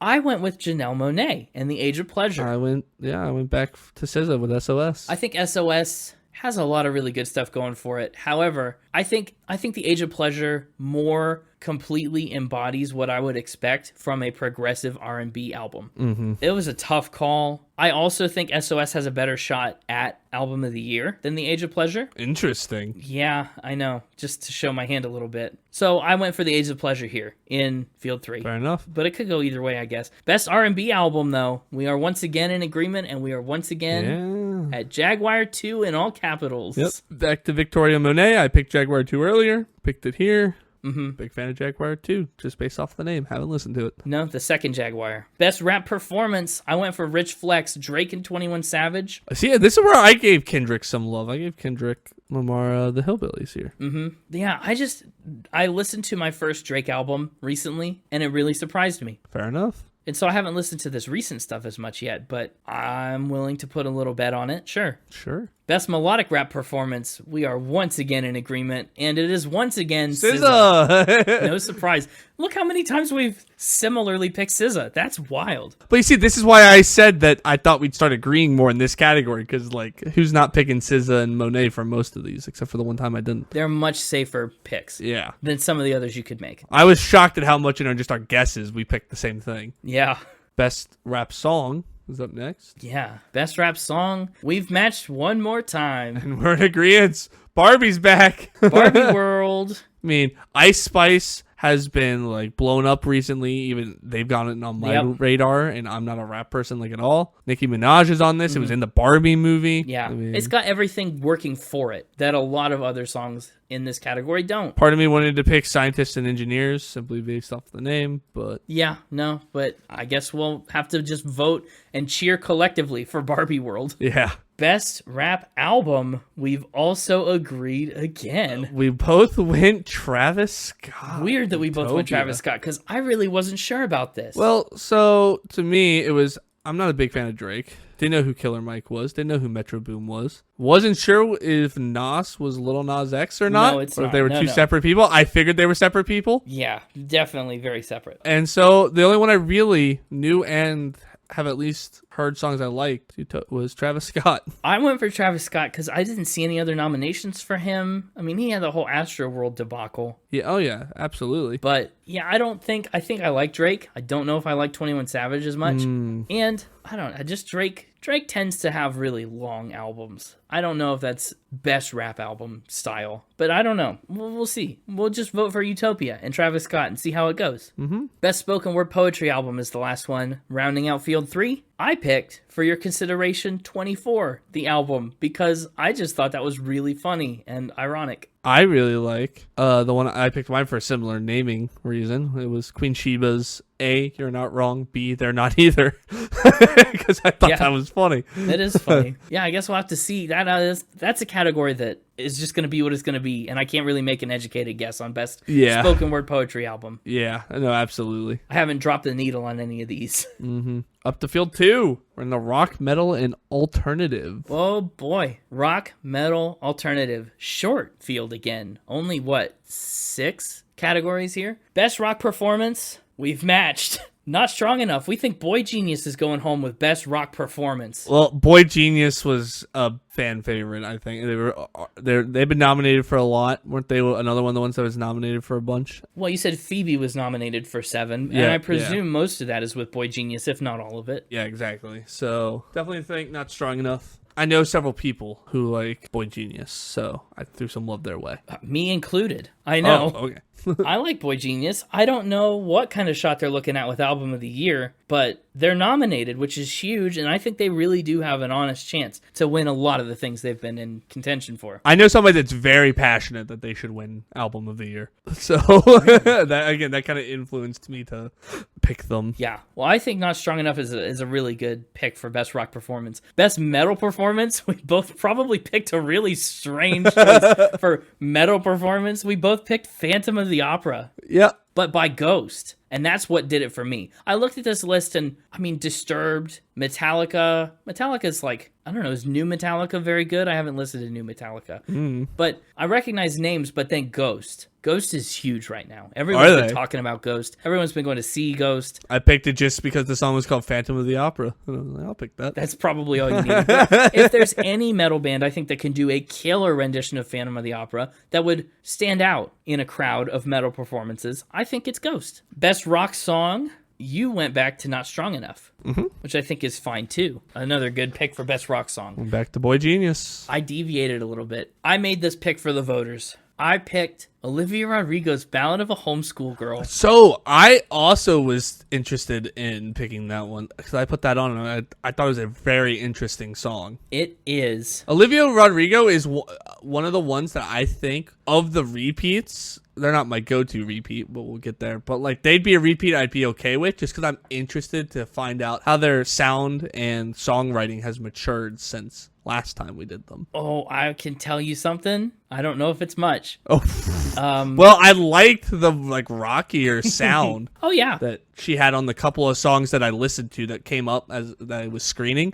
It had more of a rock, edgier side to it than the like teen pop that I felt Sour had. Yeah, it's a lot edgier than Sour. It is. And I guess in that sense, it's matured a lot. It's definitely different. And we'll see. We'll just see if it wins. Yeah. I have strong opinions about Olivia Rodrigo and Guts. Probably more than most of the other albums up for Album of the Year, I think. Interesting. But I picked it here because I think people will vote for it, really. I think maybe even if it's not the best rock song, I think people will respect her age and her experience. And she won Grammys for Sour already, which Sour, in a lot of ways, is a little beneath Guts. So it could happen. Yeah. Best rock album, I went for Starcatcher, Greta Van Fleet, Baby Led Zeppelin. I know the thing. I know it's a whole thing. But Greta Van Fleet's really big, and I think they could take it. I went for But Here We Are. Get a little foo in my picks. Yeah. There's enough foo going around in my picks. Might as well. A little foo for you, but here we are. We've matched again with Best Alternative Music Performance, and we both went for Lana Del Rey. I almost went with Cool About It by Boy Genius again. I almost did, but I also know Lana Del Rey has been big lately. And yeah, she's been nominated for a lot this year, too. Quite a bit. Yeah, so I was like, let's throw some Grammy love her way. Plus A&W. I mean, yeah, it's a classic root beer. A&W is a classic root beer. That's sure not what she sings about. Did you listen to this one? No. Oh boy, A and the W mean something really different. I just listened to Lana Del Rey's album this month too to prepare for the Grammys in case she wins Album of the Year. A&W is such a welcome, like surprising. Is that what the W stands for? And refreshing departure from her normal sound. Is it a welcome? Is that what A&W stands for? No, it's not a welcome. Oh, That's not it. No. I really liked A&W. I really liked a lot of the stuff on Lana's album, coming back to think about it. The first time through it was a little hard, but I really came around after a couple listens. Yeah. It kind of sounds like every other Lana Del Rey album, but that's why you go back. You know, this consistency. You know what you're going to get. I went back for Boy Genius in our last Yeah. category in Field 2, Best Alternative Music Album. And for the record... Best Alternative Music Album? So did I. The Record. I think that's got a strong shot to win. I mean, it's almost the Album of the Year. Yeah? So I really do have to give it an edge in these categories. Plus, it's vocal or instrumental, definitely the vocals on the record are stellar. There's a cappella tracks on there, or sections of tracks, and I think the record is so strong. It's going to walk out with some Grammys. Sure. Now we're into Field 1. This is a biggie. Ooh, getting close. Getting really close to the general field. Best Pop Solo Performance. I went to Taylor Swift and Anti-Hero. She's been tearing up 2023 and 2024. I know. This was a hard Yeah. field. I mean, Vampire, Olivia Rodrigo, that one was a cool song when I listened to it. What Was I Made For? We already talked about how that performance is really good, and this is the best pop solo performance, right? So I was like really wanting to pick that one, but I was getting a bit of Barbie fatigue at this time. And I went with my girl. And you went for Flowers. I went with my girl, Flowers, Miley Cyrus. That song blew up the summer. When that album came, I'm afraid, okay, we'll get there. We'll talk about this a little more when we get to Album of the Year. I'm worried Flowers came out so early in 2023, it's out of people's minds come time to vote here in 2024. I think that's definitely a thing to consider. But when it came out, it was like the only song on the radio when you flip to a pop station. It was in all the, malls and stores and stuff. I mean, it was everywhere. Flowers just, because it was like one of the first singles released before the rest of the album dropped, right? And it was the first single released. It just went insanely popular. So, plus I really like it. I think Flowers is one of the weakest songs in this category, and one of the weakest songs from Endless Summer Vacation. Whoa, that's interesting. Yeah, it was not my favorite. I'm kind of surprised you picked it here in such a stacked category. But I guess knowing you and how you feel about Miley Cyrus. Well, but the only two that I actually knew going into this was What Was I Made For and Flowers. The rest were just screens. So okay, I was really already down to those two. I did like Vampire and Antihero. Paint the Town Red was okay, but yeah, I just didn't know him well enough, and I don't know. I just didn't want to pick Taylor Swift. Didn't want to pick her, so I didn't. Yeah, sure. Well, you did depart from your girl on Best Pop Duo or Group Performance. We tied again. Yeah. We both picked Karma, Taylor Swift, and Ice Spice. Mainly for Ice Spice in this scenario. Again, I know she's blown up big, and I liked Karma when I listened to it. And again, this is all about the duo performance, right? So, like, while I like Miley Cyrus, I didn't care for Brandi Carlile's contribution to 1,000 Miles. Oh, okay. I also really thought about picking Candy Necklace just because it had Lana Del Rey and John Batiste on it. I was like, that's a powerhouse. And then same thing with Ghost in the Machine, SZA and Phoebe Bridgers. I was like, whoa! But I figure I had to throw something Taylor's way, so I gave her Karma. Sure. Hey, might as well. Maybe you'll get some good karma for that. Mainly for the hope that Ice Spice gets some recognition. Yeah. Lana Del Rey and John Batiste kind of swapped. She has a track on his album, and he has a track on hers. So they've both doubled their chances at being on a Grammy album of the year. Yeah, fair enough. Who knew? But yeah, SZA and Phoebe is a good pairing too. But it's Karma for me. This was, I felt, really stacked. But yeah, I went Karma. Yeah. Best pop vocal album. We've got another match. Endless Summer Vacation. Here we go. You went with some Miley Cyrus. All right. I went for Endless Summer Vacation. So you think the best pop album was... You think Miley Cyrus's album was better than Midnight's, huh? I remember you staying up to like listen to Midnight's when it came out or whatever. I did listen to Midnight's when it came out. That's true. Again, I'm surprised that you picked Endless Summer Vacation here. Uh-huh. Well, let's talk about Chemistry, Kelly Clarkson. I mean, to be frank, I haven't heard the entire thing. Me neither. But, there. Ed Sheeran, Subtract. We're talking about a vocal album here. You want me to pick Ed Sheeran for the best pop vocal album? Nothing against him or his music. I like Ed Sheeran. But if we're talking vocal album, that ain't it. Midnight's for Taylor. You can see my ranking. I think I talked about it in the Taylor Swift episode, or at least the B-side cut. I think Midnight's is a mid-tier album for Taylor. I don't think it's necessarily her best vocal performance. Okay. And maybe that's just me comparing her to herself and not to the other Grammy nominees here. But I would say my top two are Guts, which Olivia Rodrigo performs the crap out of. You said it was better, but you still said you didn't think she'd matured that much. So yeah, okay, Miley Cyrus. Hey, I'll take you picking her. Yeah, Endless Summer Vacation gets my best pop vocal album vote. Although again, just with the way people vote, Guts would not surprise me. Yeah, I'm just afraid Endless Summer Vacation doesn't have the public's attention like it did when it first came out. Well, it's endless. I know. Best dance or electronic recording is up next. We've got Loading for me. I picked Loading by James Blake. Okay. I picked Rumble. I recognize Skrillex. You went for Skrillex. Yeah. Plus Flodan is in there. Yeah, and I realized that Fred Again is up for a couple Grammys this year, too. So Rumble might be a really strong pick. Heck yeah. Fred Again is right up here with Strong. He's in here twice. Yeah, and I think for Best New Artist, I mean, he's Fred again and again. Heck yeah. What about Best Pop Dance Recording? I don't know. Neither of us are much dancers. Oh, you picked Rush. Interesting. I did go for Rush. I'm really surprised you didn't pick Baby Don't Hurt Me. Yeah, Baby Don't Hurt Me. No more. Well, that's not, I wasn't feeling it. I was thinking of that too much. Again, this is a song that I know somehow. I don't know how I know Baby Don't Hurt Me, but I do. I've heard it somewhere. I guess you do. Because when I first saw it, I said, oh, Baby Don't Hurt Me. I said, I know a song that goes like that, but that I can't possibly be this one because if I know it, it can't be that new. I don't really know a lot of new stuff. And then I went and screened it, and I was like, no, this is it. I know this. And so I just picked it. Yeah. Well, I mean, to be honest, I've heard Troye Sivan's name a lot in other things. Okay. I just, the name comes up a lot. I think Baby Rexha is a strong pick, and Calvin Harris is also. These people are known for dance pop, and I don't listen to a lot of dance pop, so it's honestly a little hard to make a judgment, but who knows? Fair enough. Best dance or electronic music album is going to close out Field 1. I picked For That Beautiful Feeling. Picked the Chemical Brothers. Yeah. Sounds like a beautiful feeling. I guess if I'd realized Fredigan was in here so much, I would have picked that, but I didn't. I picked KX5 by KX5 just because I thought it was cool. Maybe it's K by 5. Could be K by 5. I don't know. K times 5? K times 5. Maybe it's Kicks 5.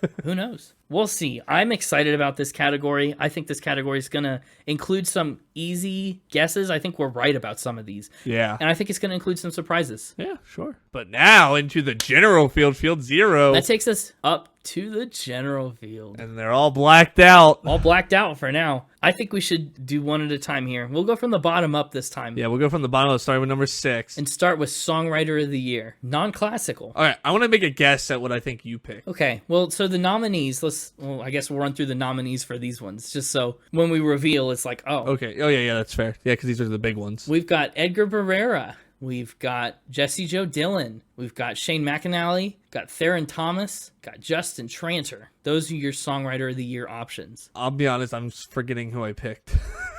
Oh, no, I know who I picked. I know who I picked, sorry. No, I remember now. I think you picked, did you pick Shane McAnally? That's my guess. I mean, don't tell me. Don't tell. Oh, yeah. Well, I'm going to reveal. Okay, yeah. I picked Jesse Joe Dillon. Jesse Joe Dillon. Been tearing up the country game. Oh. She's got songs by Megan Maroney, Jelly Roll, Old Dominion, Dan and Shay. Oh, yeah, you said you like Jelly Roll. She's just been everywhere. Okay. Her name's been everywhere. And I thought I saw just recently that she got inducted into some kind of Hall of Fame, but nice. I Googled that to confirm it, and I couldn't find evidence. But okay. I'm pretty sure. So that's exciting. So who do you think I picked? I think you don't even remember who you picked. I know who I picked. I remember. Okay. I had to look at what songs were listed under them for what they've done. I think you went for Justin Tranter. Justin Tranter? Mm-hmm. You may reveal. All right. I went with... Connor has picked... Justin Tranter!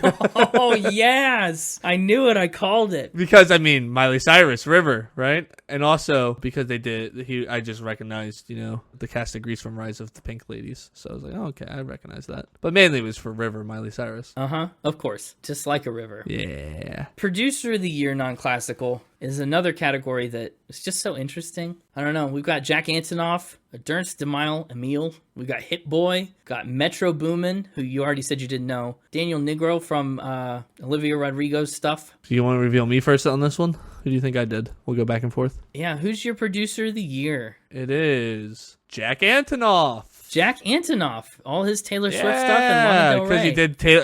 He did Lana Del Rey, the 1975, which we've done. Taylor Swift, Victoria Monet's Jaguar 2 is in there. So yeah. He's been just Jack Antonoff has been the producer people talk about for the last several months, and that's why you're gonna find. Is that why you picked him too? Did you pick him as well? That we have matched again. Ooh. Jack Antonoff is my pick for producer of the year.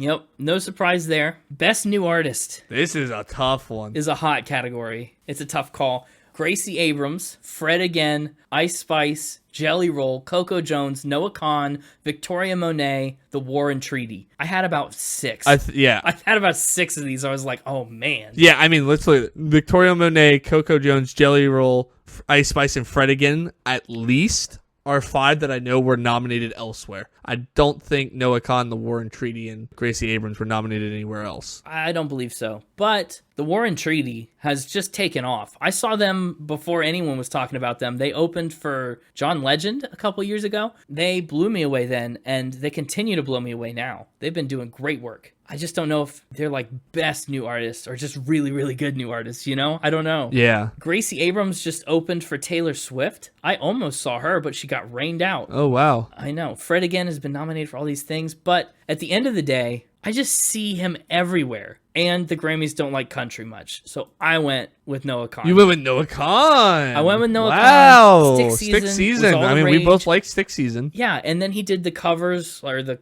new versions with Hozier, with Gracie Abrams. Yep. Like, he's been going to town with Stick Season. People have been eating it up. Yep. And I think a lot of people are going to vote for it. Yeah. You talked a lot about Ice Spice in other parts of the Grammys. Sure did. And Victoria Monet. Sure did. Was that, what do you think, did that sway you? Was that your best new artist somehow? Maybe. Go ahead and reveal. You picked Oh, Noah Kahan. also.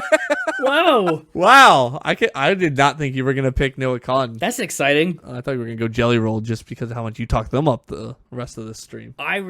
It's just that there's just this seeming bias against country music in the Grammys, just at large. Well, a lot of it's because they just churn out the same sounding songs about the same topics, and they don't write their own songs half the time. That's it, is Jelly does not. And- So, I don't know. Maybe he'll take this. I could see it happening, and it wouldn't surprise me, but I wasn't comfortable enough with it to give it my prediction. Also, just all these lower fields will be worth 1 point each. Oh yeah, The general field will be worth 2 points per correct guess. so that it's out of an even 100. Yeah. If one of us somehow gets everything 100% correct, we'd have a score of 100. So Which would be wild. Like, that feels like winning the lottery kind of odds. yeah, To pick 94 Grammys without missing, unbelievable. that'd be nuts. I'd go buy a lottery ticket if I did that. I wouldn't, because I think I would have used all the luck doing that. I don't think I'd ever have another ounce of luck in me for the rest of my life if I did that. If you picked all the Grammys. Yeah. And we'd have this as proof, right? This is tangible proof if we pick all the Grammys right, that we did pick all the Grammys right beforehand. So that's super cool. I made an interesting pick for Song of the Year. Song of the Year is up next. It's gonna be tough. The nominees are Lana Del Rey's A&W, Anti-Hero by Taylor Swift, John Batiste's Butterfly, Yep. back in it again,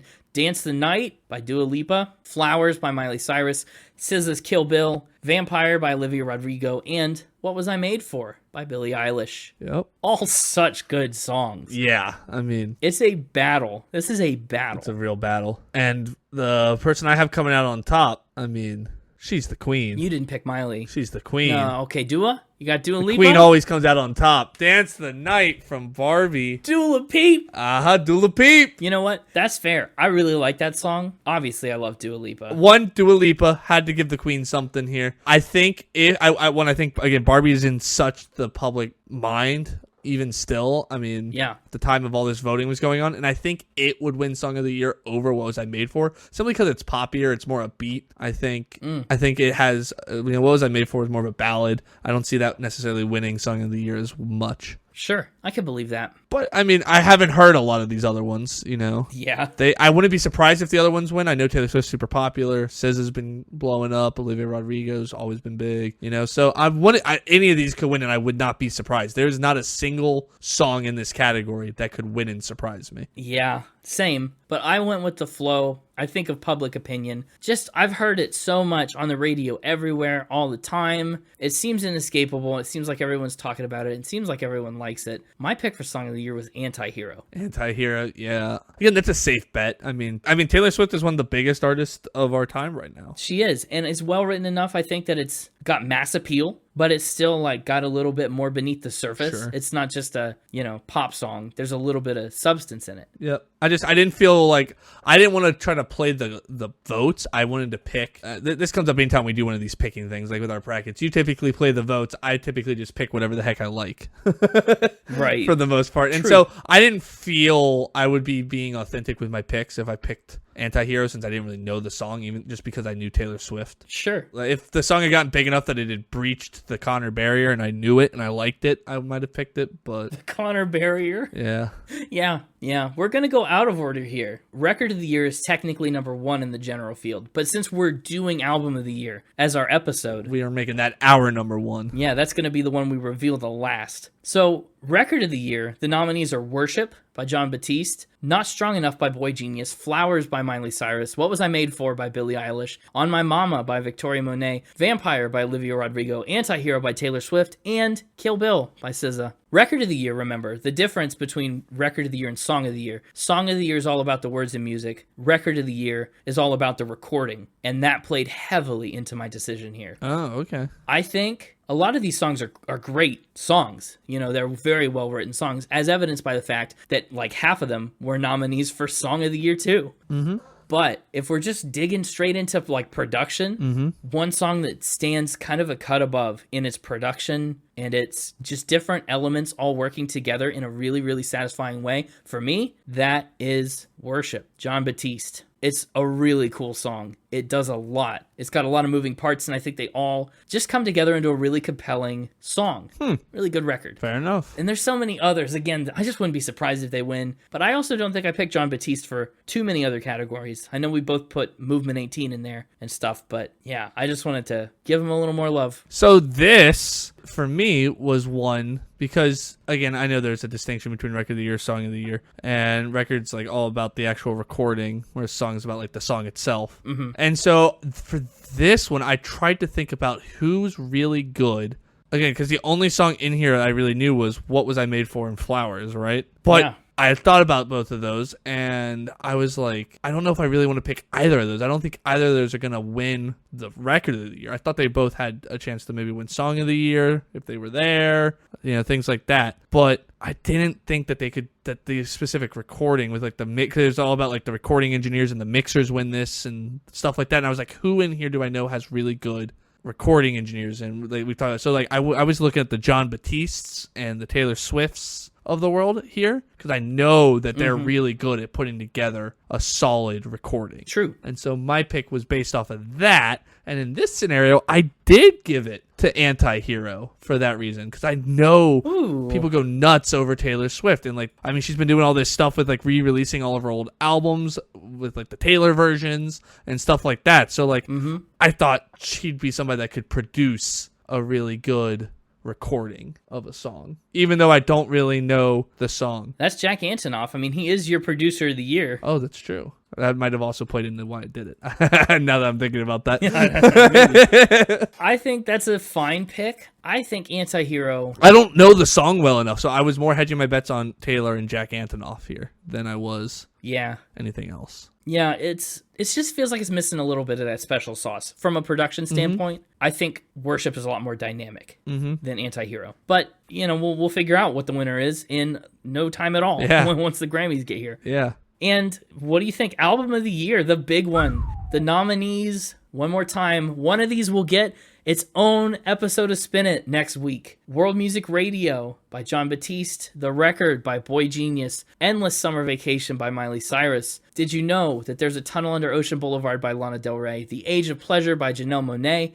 Guts by Olivia Rodrigo. Midnights by Taylor Swift, or SOS by SZA. I just have a feeling several of these are going to become episodes whether they win or not. They are. Don't worry. I've been waiting to see what wins so I can put the other ones that I'm going to do into the feed. Yeah, our schedule of what's upcoming has been missing a few that just say Grammy potential winner.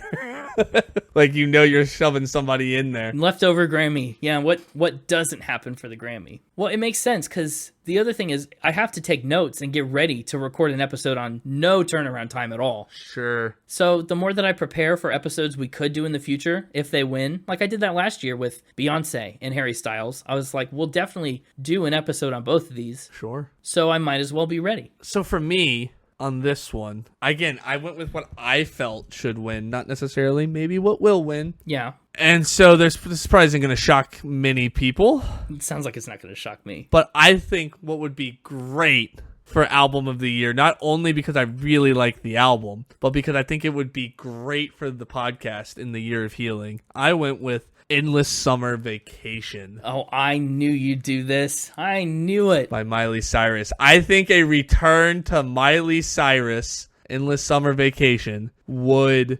I mean, things went south with us, I think, for the first time with Plastic Hearts, Miley Cyrus. It was certainly an interesting development in the podcast's progression. And so I think in our Year of Healing, what would be more healing than a return to Miley as a Grammy-winning artist? A bit of a redemption arc for Miley on the podcast. From rags to riches, if you would. Rags to...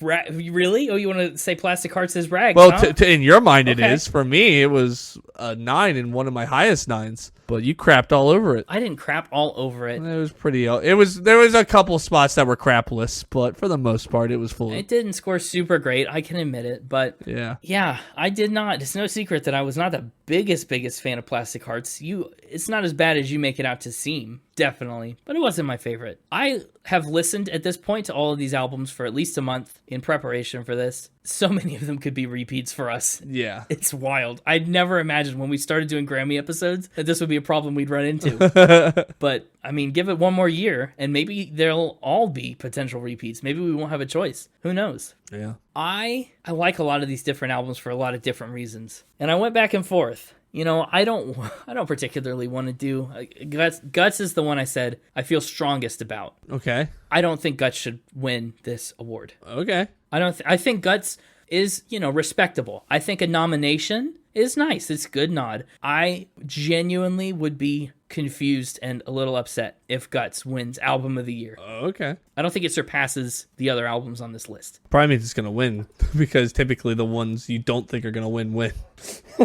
I know. I'm bad at picking. I also think World Music Radio is a step down from John Batiste's We Are in some ways. Oh. I think production-wise maybe it's actually a little higher, just in terms of just overall. But the concept is a little loose. But We Are did win the Grammy, so to say that doesn't lower the bar much. Yeah. You know what I mean? We Are is like in my top 50. But at the end of the day, my pick for Album of the Year is Endless Summer Vacation by Miley Cyrus. Whoa! Oh, no, that scares me because I just said you're not good at picking these. Oh, no. Yeah, I was surprised by it, and I don't want to say too much. Obviously, we both kind of think it'll win, and if it does, it'll get a repeat. But that's wild. That has blown my mind. It was my Album of the Year pick. I looked at this list long and hard, and I thought really in depth about all of these, and this is where I landed. Heck yeah. So that's our Grammy picks. All 94 are predictions, and we'll keep track during the day of. Yep. We'll update this list as things come out. Yep. And then the next day we'll record our episode, and it'll come to you on Friday. What did we say? February 9th. You'll get to hear who won and get to hear the wrap-up and all the stuff. Boy, that's exciting. This is really fun. Yeah, and if you want to take a look at the list, if you want a refresher when you go into the episode, you can find it on our website, www.spinapod.com, where you'll also be able to find the episode. That's right. There's a whole tab that has our ranking list, actually, that has all our rankings of every album James has ever ranked and every album I've ever done on this podcast for me. Mm-hmm. And then it'll also have this tab that has our Grammy predictions. Yes. Yeah, it's on the official ranking spreadsheet at the end of it. Yeah. So you can find it there. Heck yeah. This has been good bonus content. I think it was fun. I like doing this. I liked it too. I think we should do this again. I think 2024, we're in a good place with podcast production. Mm-hmm.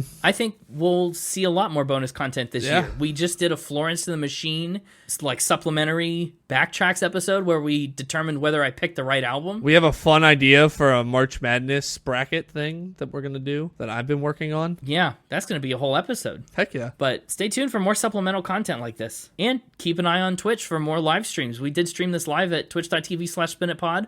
You can come next time and be a part of the action. But you can find Spin It, if you like this and haven't listened to the podcast, for some reason you're still here. You can find Spin It wherever you listen to podcasts. We rank an album every week and talk about all the tracks on it. It's a blast. It's a lot of fun. We learn a lot of weird stuff. Good time. We will see you on Friday for another new episode. Get stoked about the Grammys. And until next time, keep spinning.